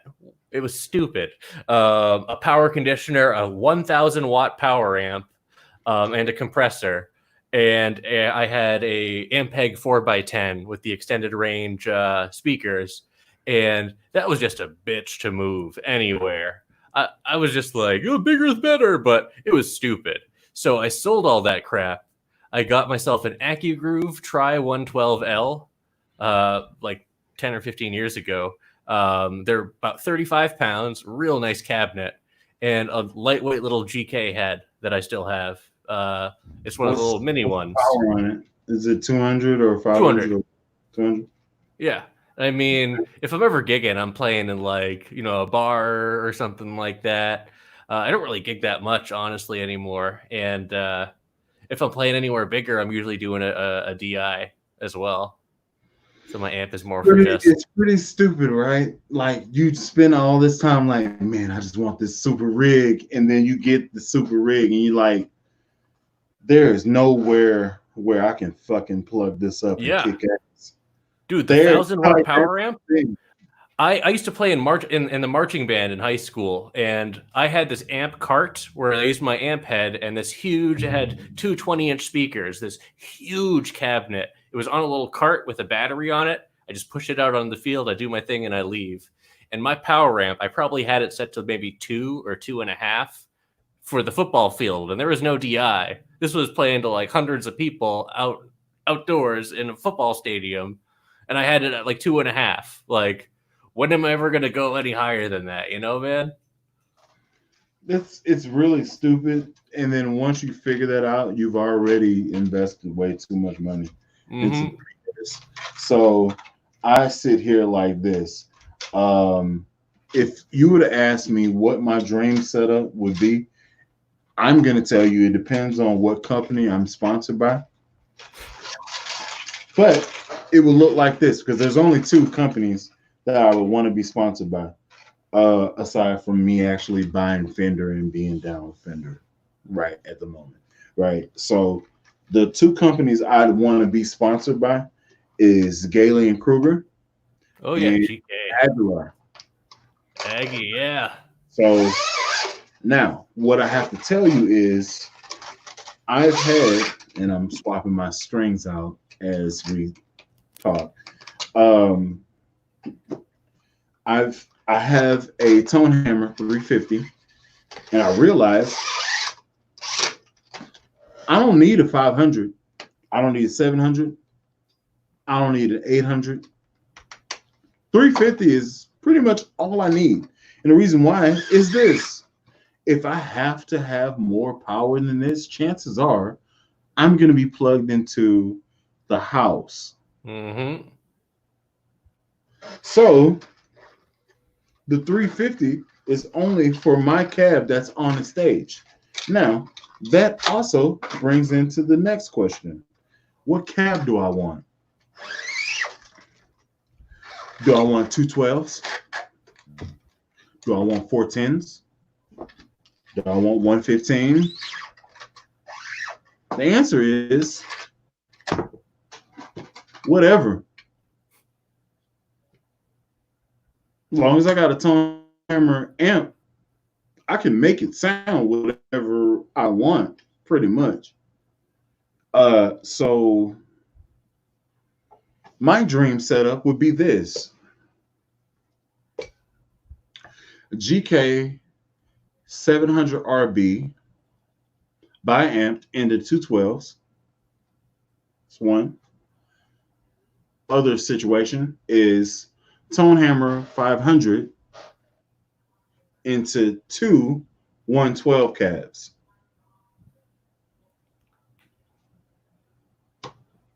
That's literally it. And it's very hilarious that I've come to that after I've went through numerous different setups. And I have a situation now where it's like my Fender Stage 800 sitting on top of a 1015 bass cabinet. So it's 3 10s and a 15 in my room. It can stomp anybody out. Now, like I need you to understand this. I have the 2 10s that are the Fender Stage 800. And then I have a cord going to a extension cabinet, which is a 10 and a 15. It can stomp anybody out. I've literally played a concert with no PA support because they were messing up. And I just pulled them out because I don't have time for this. And I just turned up my amp and I was like, let's go. And then boom, we was running it. It was drums, bass, no keyboard, no lead guitar because who needs them? Who needs them? Let's get it. And I was just dropping bombs. I was just the whole time. I just MD'd the whole thing. And then the music came back and they were playing keys out past the audience. So it sounded great, like it was supposed to happen. And I'm sitting there like, you need more than that. You need more than that to mess with me. You need more than that. And yeah, I was just dropping bombs. It was just cab sitting on top of the cab, and I was just sitting on a chair with my leg crossed. Feel every piece. I was drunk. I was drunk as hell. This is great. Mom, what I'm saying is I I was very happy in the moment, just in case my mom is watching. Because I don't need that pressure.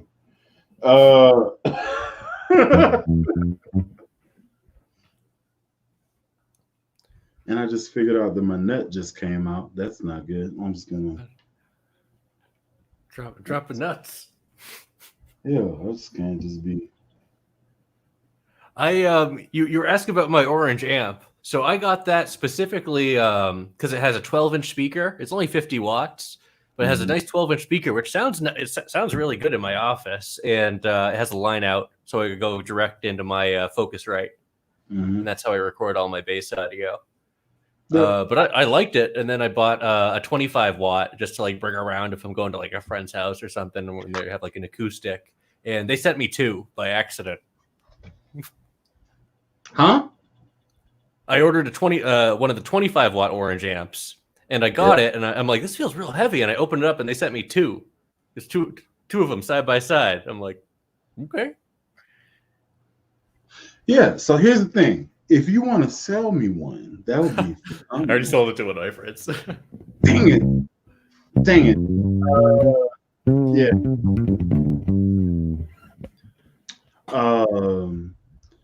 I need to get some super glue. I don't know.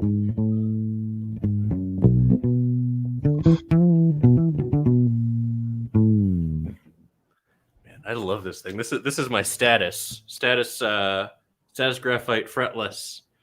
That's a fretless bass. Yeah, and this thing this is the only upright. I mean, not the only fretless I've ever played that really sounds like an upright. Like.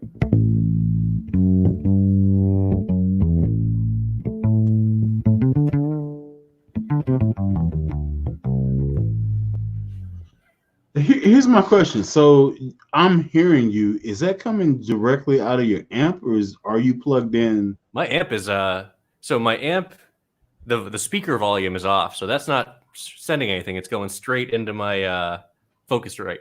I was about to say. I was like, this sounds like all of these sounds. And I'm just like, not there. Ah, shoot. I'm like, This has a funny story though. So I used to go on Talk Bass like way back in the day, like early 2000s. I was in high school and I loved everything bass, and I made a lot of friends. I used to go to like the bass hangouts and stuff. I went all the way to New York City for one of the bass get-togethers. And then, college came and I started doing other things. I wasn't really playing a lot of bass, kind of fizzled. Come January, this past January, I saw this on Reverb and I buy it. And first off, I got a steal on this thing, $900.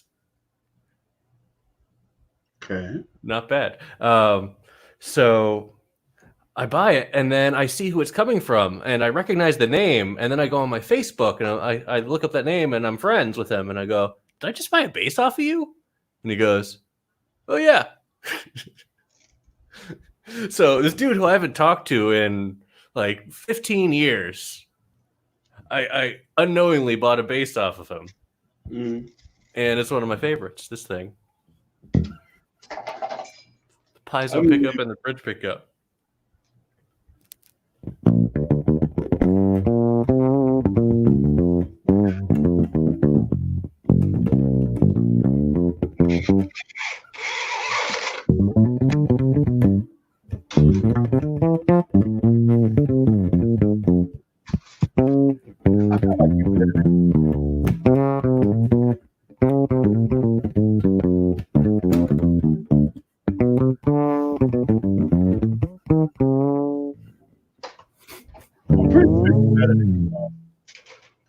I'm pretty sure you're a better bass player than me, Bob Lobster.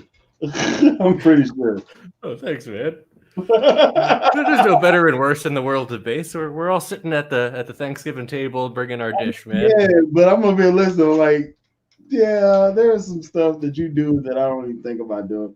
I'm like,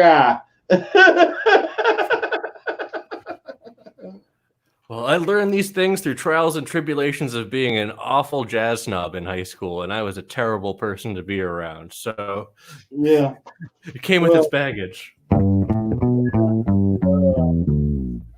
walking bass lines. Yeah, y'all are hilarious people. If you're the type of person I think you are, y'all are hilarious people.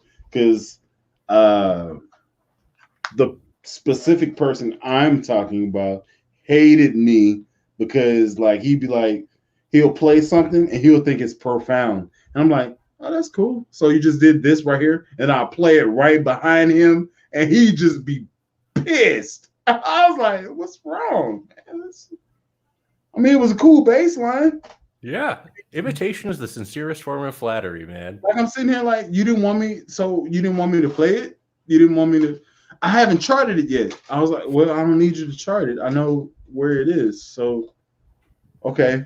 Well, you can chart it. That's cool. I know where you're going. So just gonna whatever. I was like, oh, all right. I mean, you got why are you upset though? Like, why are you mad? Like, I was like, I don't understand. I spent all this time trying to come up with this different iteration, this different interpolation of this music, and you just pick it up the first time I play it. And I was like, I can't read music. All I have is my ear. He's like, well, I got an ear. I was like, well, it's not mine, so I don't know what you want me to. Okay. Just gonna leave it alone. Yeah, because whatever. Sounds like he had some other insecurities that he needed to deal with there. Yeah, the whole situation was hilarious. So, okay, so I'm gonna say this: I play bass, but I don't know how to read music. Everything that I've done scholastically has been from me listening to what the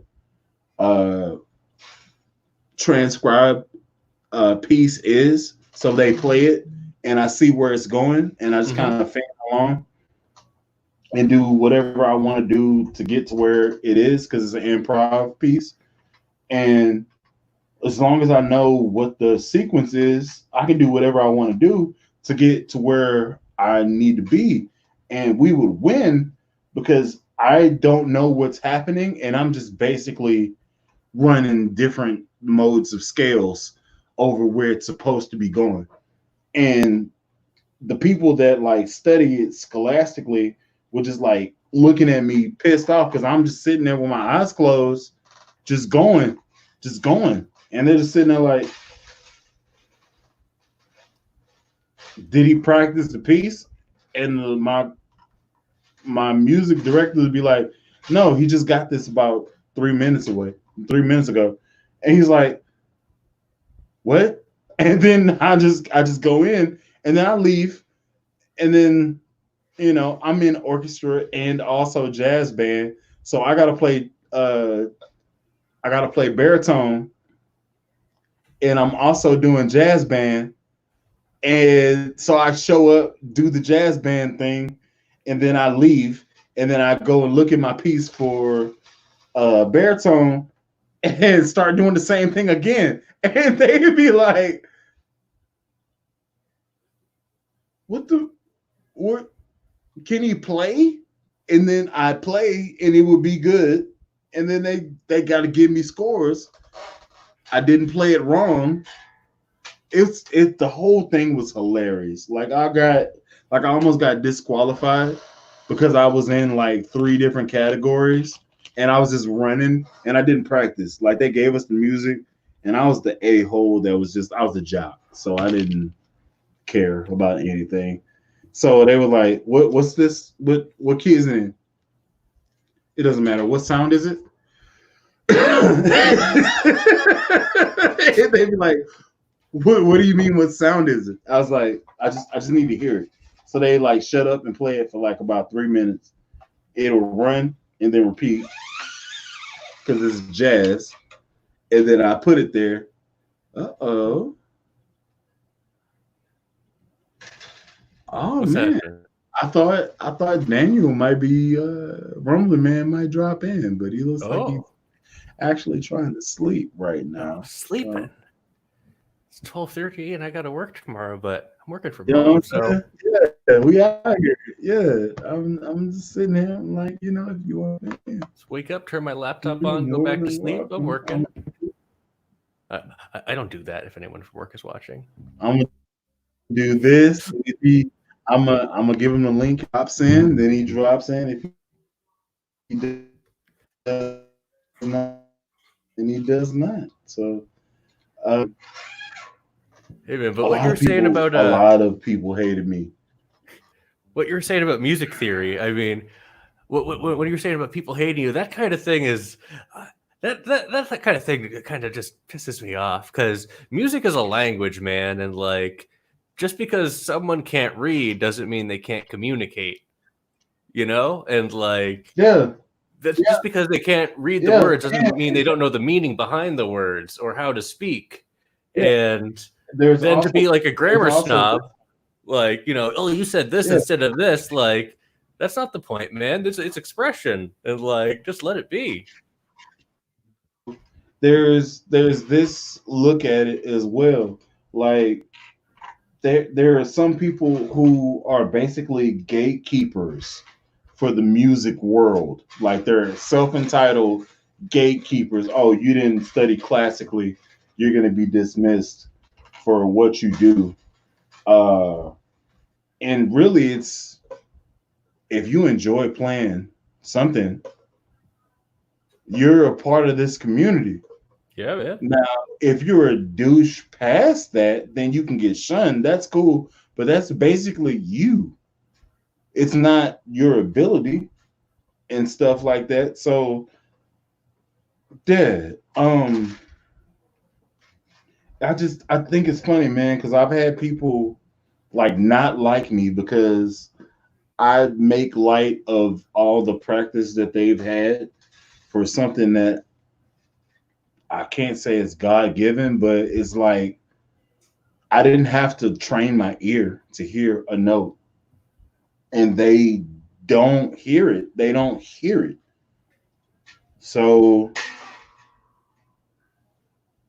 who's at fault? It's not my fault that you can't hear it. It's like I don't fault that you play bass or like enjoy playing it. Like, am I supposed to be worse than you because you've practiced more? Like that sort of mentality. Like I deserve to be at this level or deserve this level of respect because I've accomplished or I've studied this. But like studying and is like good is two different things. Yeah. And if you're a douche and you're good, you might get far, but nobody's gonna like you while you get to the destination. So I'd much rather be cool and just hang out I'd rather be cool and hang out and be okay than be a freaking prodigy and be by my dang stuff, because music is to be enjoyed with people. Amen, man. You know what I'm saying? So speak the truth. Yeah, like I know a lot of, and I'm up here stringing my bass up. I'm like, mm-hmm.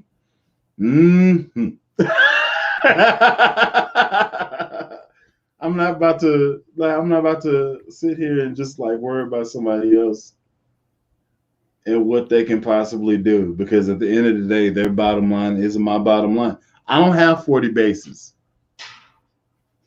You do. I have half that. And I'm happy with that. You have way more than me. And you have like multiple copies of the same freaking bass. Like you got 3 of the same bass behind you. Oh, like, the Affirmas? Yeah, man, you got 3 of the same bass.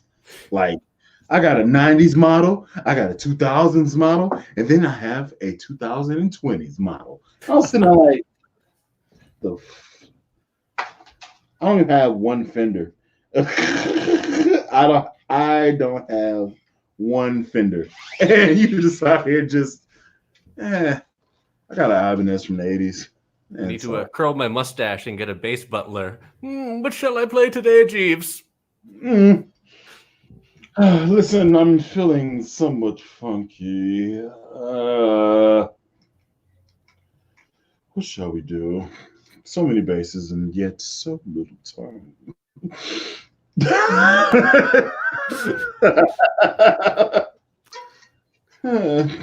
Let's see. Which base do you think pairs well with this kind of caviar? Let's see. What shirt do I have on today? That's red. Okay, so I'm gonna need you to go into the West Wing for bases, and need you to bring me a P configuration of some sort. Make sure that it's fluid and funky. And I don't want to play with old strings. I need the freshest of strings. Thank you. You over here, you grab the bass and you smell it. But you know what? Plug in the Affirma. Vintage 2000 right there. That's great.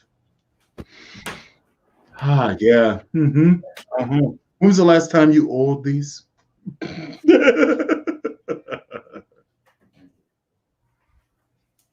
Jeeves, I need you to pre-funk these strings. Thank you. I don't want any stiff strings. Pre-funk them. Thank you.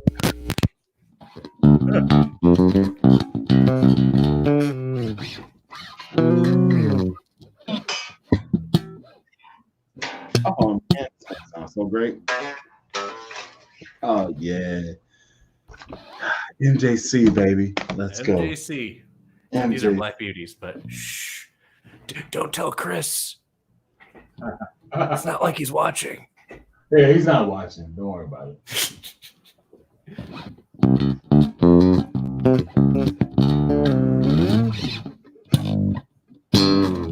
Is this some tune?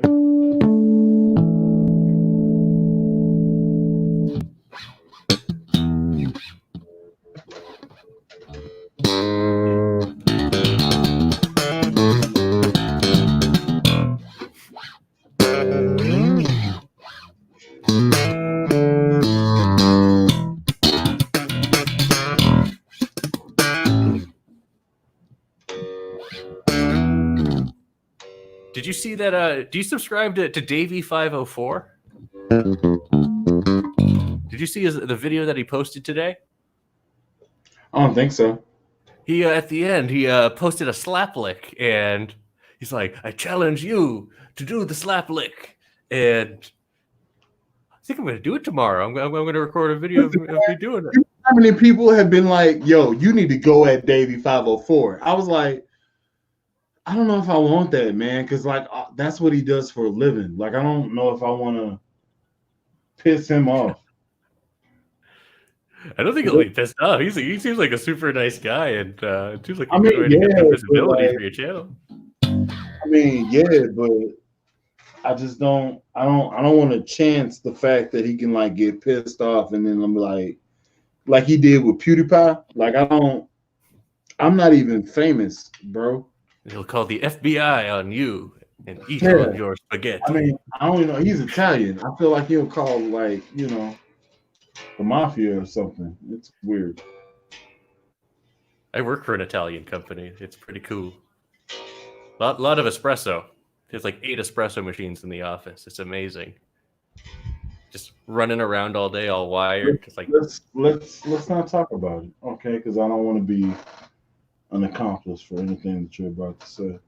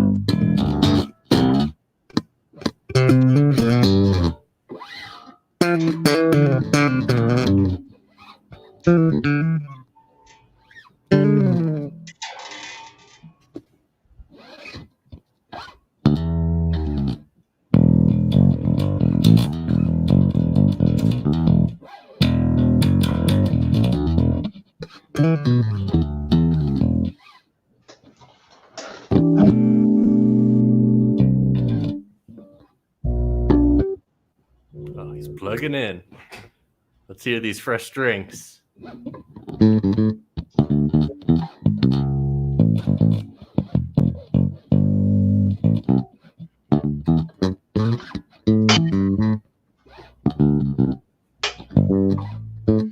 shoot. Should probably, I don't know, plug in my guitar. Oh yeah. Bam. Oh God. Ooh, that's kind of nice.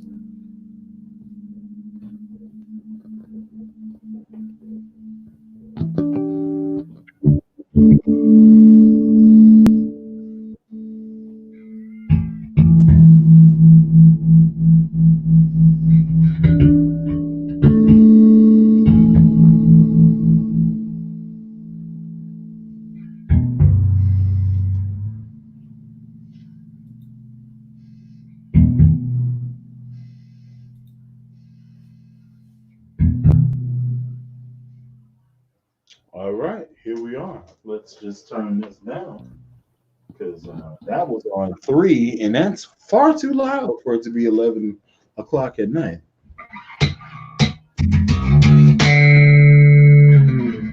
Oh, Now, is that stock electronics wise? No, you got it is? Mm-hmm. Okay. Yeah. And this is at 0. This is D10. Okay, so let's go at 2. Volume at 2.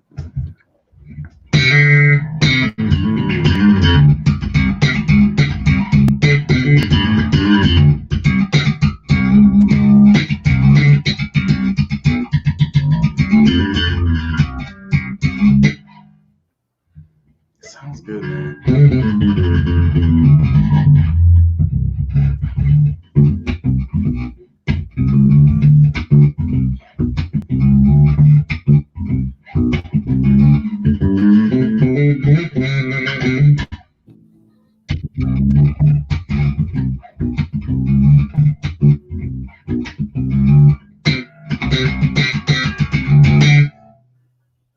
Okay. Oh, So, yeah. bass up, treble up between both pickups. Volume on the bass at 2. I got to tell you something. You're not only gifted at playing the bass, but you've also been gifted with a bass face that doesn't make you look stupid. You're just looking like you're having a good time. Me, I'm looking like I'm smelling something gross. I'm like, you're just like, yeah, man, this is great. Dude, I've had so many screenshots of me doing the bass face, and I've been stuck like this. Like it's you're catching the best of right now. Like I don't The greatest hits. Oh man.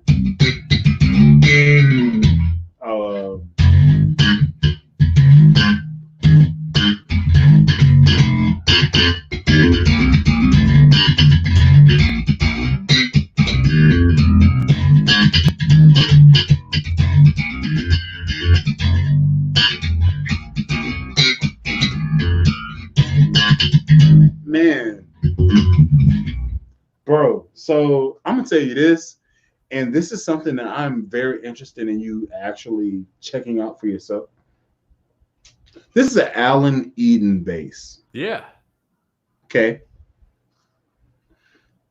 With the case, it costs $410 at the most. With a hard shell case. The bass is active.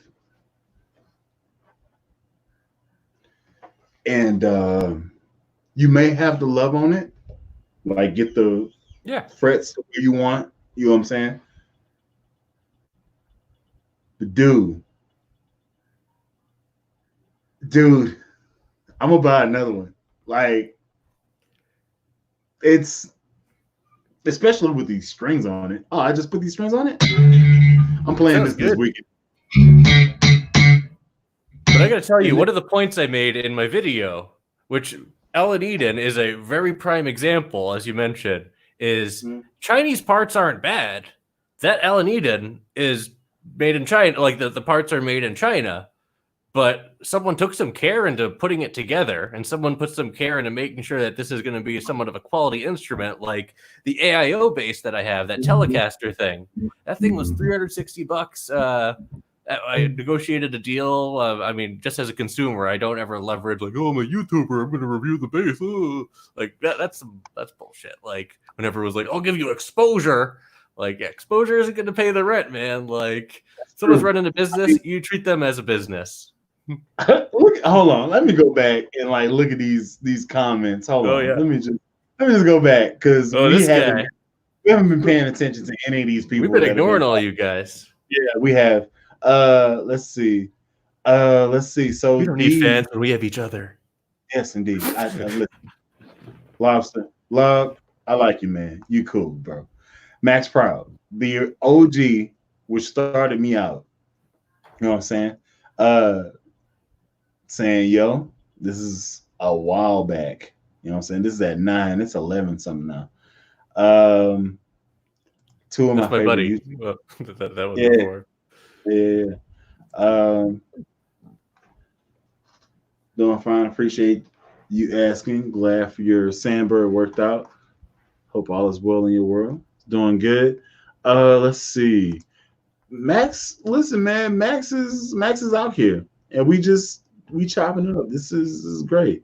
Got my man Jerome, dude. You don't know where I can get any of those Sandbergs? You know what I'm saying? I like how you scratched it. So I'm trying to get some of these Sandbergs, baby. Oh, I can get some of those Sandbergs. I need some of these Sandbergs, baby. That's one, I promise. Let's see. Shoot. Smooth. I'm sure that's when you was playing. That slap was great. I'm sure that's when you was playing. I'm sure it was, because like, yeah, you nice, man. Hey. Thanks, man. It's low end lobster jamming, man. Hey, you out here, dude. Monster bass. You out here living, dude. Got some people talking about the basses they running with. Deep Twilight, Be Here Tomorrow. Oh, snap. That's the multi-scale sound gear. Yeah. Those things are cool. Yeah. Those have a little bit less of a fan too compared to the headless ones. They're I think it's a 35 and a half on the B, but I don't think it goes all the way down to 33 on the G. I could be wrong. Here's the thing though. I don't even know really how that affects how you play. Like, I don't really care. Is that weird? That like, if you give me a bass, I'm gonna funk on it, and it really doesn't matter. Is that weird? No, and I mean, honestly, there's not that much of a difference. I'm going to send you the Bryce probably, what day say, Monday? Probably next Monday. Probably next week I'll send that out because I'll do a video on that, and that's a fan fret. I got to restring that though and set it up, but that thing is. I mean, I paid $300 for that thing. New, those things are like $479 or something. I mean, if you want to get into the headless fan fret game and you don't want to be dropping $1,100, like, this thing ain't bad. It sounds solid. Like you heard the initial video. Yeah, I heard how you were playing it. I was like, that slap sounds pretty stout. Like I wasn't upset at it, and like. I had to respect your slap skill. Like I was like, "Oh man, are you doing like double plucks with hold the fuck on, hold on." I was looking, I was like, shoot, lobster out here, lobster trying to show me up. I don't like it. Okay, well, all right, all right. Groove was nasty. I don't know who he was talking about. Wore my Silver Rain CD out. Okay. Max liked it. Yes, indeed. And that's not me. That's probably you, because I just now put the strings on mine. I'm honored, Max. Thank you. Yes, indeed. That's for me. I'm pretty sure it is. Let's see. Thicker than a 50s era precision neck. I forget what bass you were holding at the time, dude. One of these live comments that just came up is, do you guys still have your first bass, and what is it? I think you still have your first one, right? Do you? I I'll don't. never get rid of it. Mine was a Samick Precision that was a piece of crap, and then my second bass was an Epiphone EB0 that was also a piece of crap. That thing would neck dive. I used to play in the pit orchestras for like school musicals and stuff. Every time I let go of the neck, it would take out a music stand or hit someone in the face or something. I think it had a mind of its own. So first bases were mistakes for me. Jeez. Mine was given to me, so I didn't really have a particular choice. I didn't know no better. Luckily, the guy that gave me my first bass, he gave me a solid bass. I just was trash and messed it up. Like it's cool. It's a P bass. It sounds great. It's just beat the hell up. Like it's just like aesthetically, it's not there. But the sound of it, the sound. Okay, so I'll do this because I've done this with rumbling. So I'll do this. I'll pull her out, and the sound of her is where it's supposed to be. But like she's beat. Like she's done. Um, if I was to like only have one bass, it would be this one. I wouldn't be happy about it though. Okay, so this is P bass. Mm-hmm. So Ibanez P bass, very basic, very beat up, very chipped, destroyed, distressed, relict. Loved. That's what I call it. Yeah, it's been uh, played.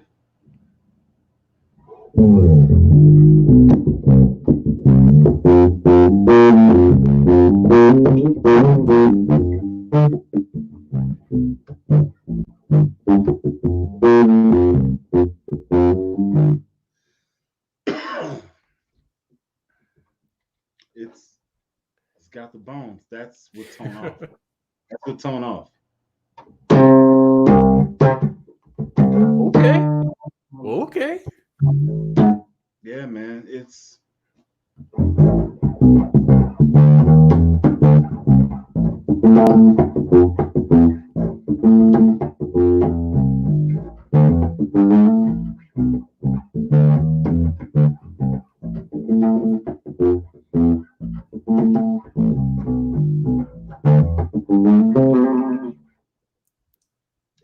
it's there.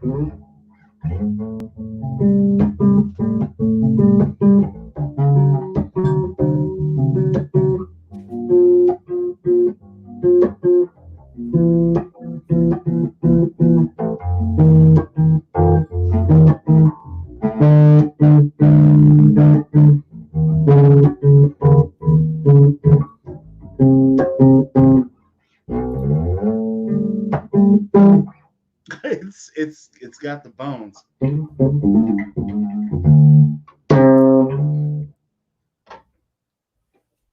It's there. Yeah, man. And it's all original electronics. It's older than me. What year is it? 84. 84. What year were you born? 86. 86. I'm 88.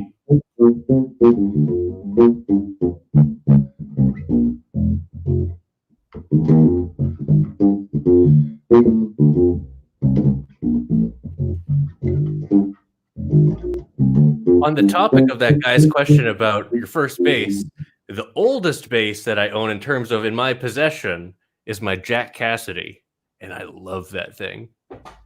Actually, I have a review coming up on that. My Epiphone. Let me grab that.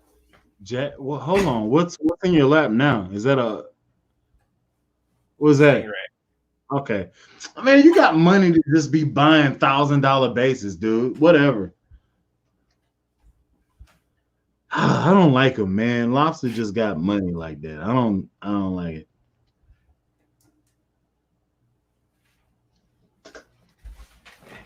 This thing, I got this, I think 7 or 8 years ago. They're doing the limited edition silver bursts. Okay. This thing is gorgeous as the Hipshot Bridge. Ooh.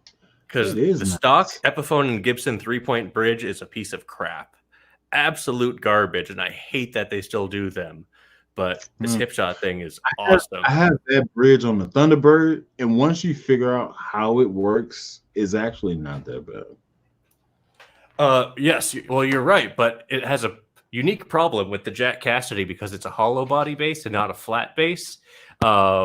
And the woods kind of shift a little bit because it's hollow. And what happens is the little retaining nuts that hold the bridge in place start to pull out on the Jack Casadys. That's why a lot of people replace the bridges with the Hipshots on them.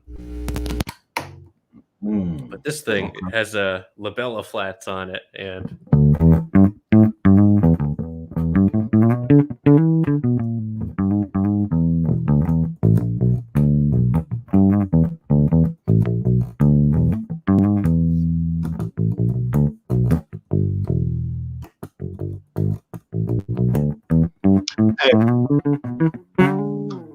oh, come on now. All right, listen. This is what I want you to do. You need to come up with, like, either I can do it or you can do it. We need to come up with 7 grooves where you play bass and I play drums and or lead, and we can groove together. Cause like you got that, you got the juice, man. Oh, like you got an honorary black card. Like you got an honorary black card. You out there. So I'm sitting there and I was playing. I was like, oh shit. So listen, this is gonna be off camera. If you come up with something and like, if you come up with something and you have like a pocket groove, send it to me, because we can definitely put out music. Like we can put out the same video on both of our channels, and then So yeah, man. I'm gonna say this for everybody that's watching, for the 19 cats that's here. If y'all rock with me, you definitely rock with Low End. So go and find Low End Lobster on YouTube. He does the same type of stuff I do. He just has his twist that he puts on it. It's entertaining. Low End Lobster. So if you subscribe to me, subscribe to him, subscribe to Rumbling Man. We a family. It's good times, dude. Like, you know what I'm saying? Great, man. So I'm gonna say this. On Sundays at 7 o'clock, I'm gonna start doing what I'm calling the drop-in. So the drop-in is basically this. People that watch my channel at 7 o'clock, I'll go live and I'm doing this type of thing. And then they drop in, say what's up, same type of setup. They just have their phone and we chop it up. You know what I'm saying? Say what's up. They introduce themselves. You know what I'm saying? And then we move on. But the drop in, 7 o'clock on Sundays. It's coming up this coming Sunday. I just want to let you know that it's happening. You are more than welcome to be a part of the drop in. Thank you, man. It's something to boost your channel, boost my channel. Let us intermingle, because I really want to work with you, because like, just, you don't really have to even, you can just put a groove out and I'll steal it. I'll find a way to jack it. I will. That's me. I'll steal it. That's what all music is, man. Yeah, it's like, oh, that's nasty. Let me go ahead and just yeah. So I got a few videos that I did that too. I was like, oh, this is gross. I'm gonna put this on my channel. And so come up with some stuff. I actually need to drop Rumbling Man. Rumbling Man was he dropped something and he was like, yo, I want you to put a bass line and some drums on this. And I was like, all right, that's coming out tomorrow. So he's like, yo, I'm gonna put this out here. And I was like, cool. Need you to put some stuff to it. I was like, I ain't got nothing to do today. Sure, why not? And then I did. And I was like, I dropped it on Instagram. So you've seen it, but it's going to come to YouTube tomorrow.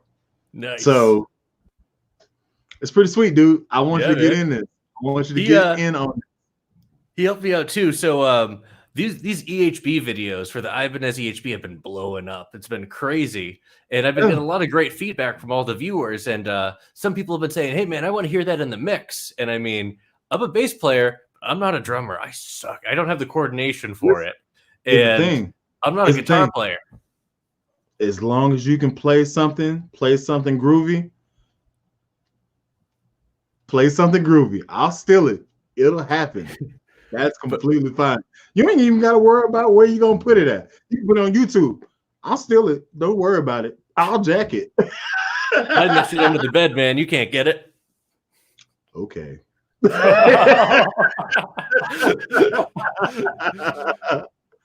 All right. That's okay.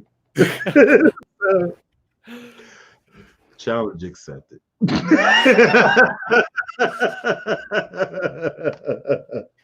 So yeah, go ahead and put up something with it. Yeah, I'll throw my drums on it. I'm just sitting here, and I'm sitting here in front of everything. Like, so I got the basses here, and then over here in the corner, I have my drums. Of course, I have the ring that's disguising everything. But yeah, if you want it, it can definitely happen, brother. It can definitely Hell happen. yeah. So that's it. It is 12 o'clock. I need to go to sleep. Hell yes. So I'm gonna go ahead and sign off from this whole thing. Stay on here. Low end, stay on here. Okay. Thank y'all for watching thus far. It's been 2 hours and about 30 minutes of us just chopping it up, being stupid. Appreciate y'all watching. Till next time, this is Alan Brown, aka Bully the Kid, and Low End Lobster. Thanks for having me. Y'all be easy. Here we go. In broadcast.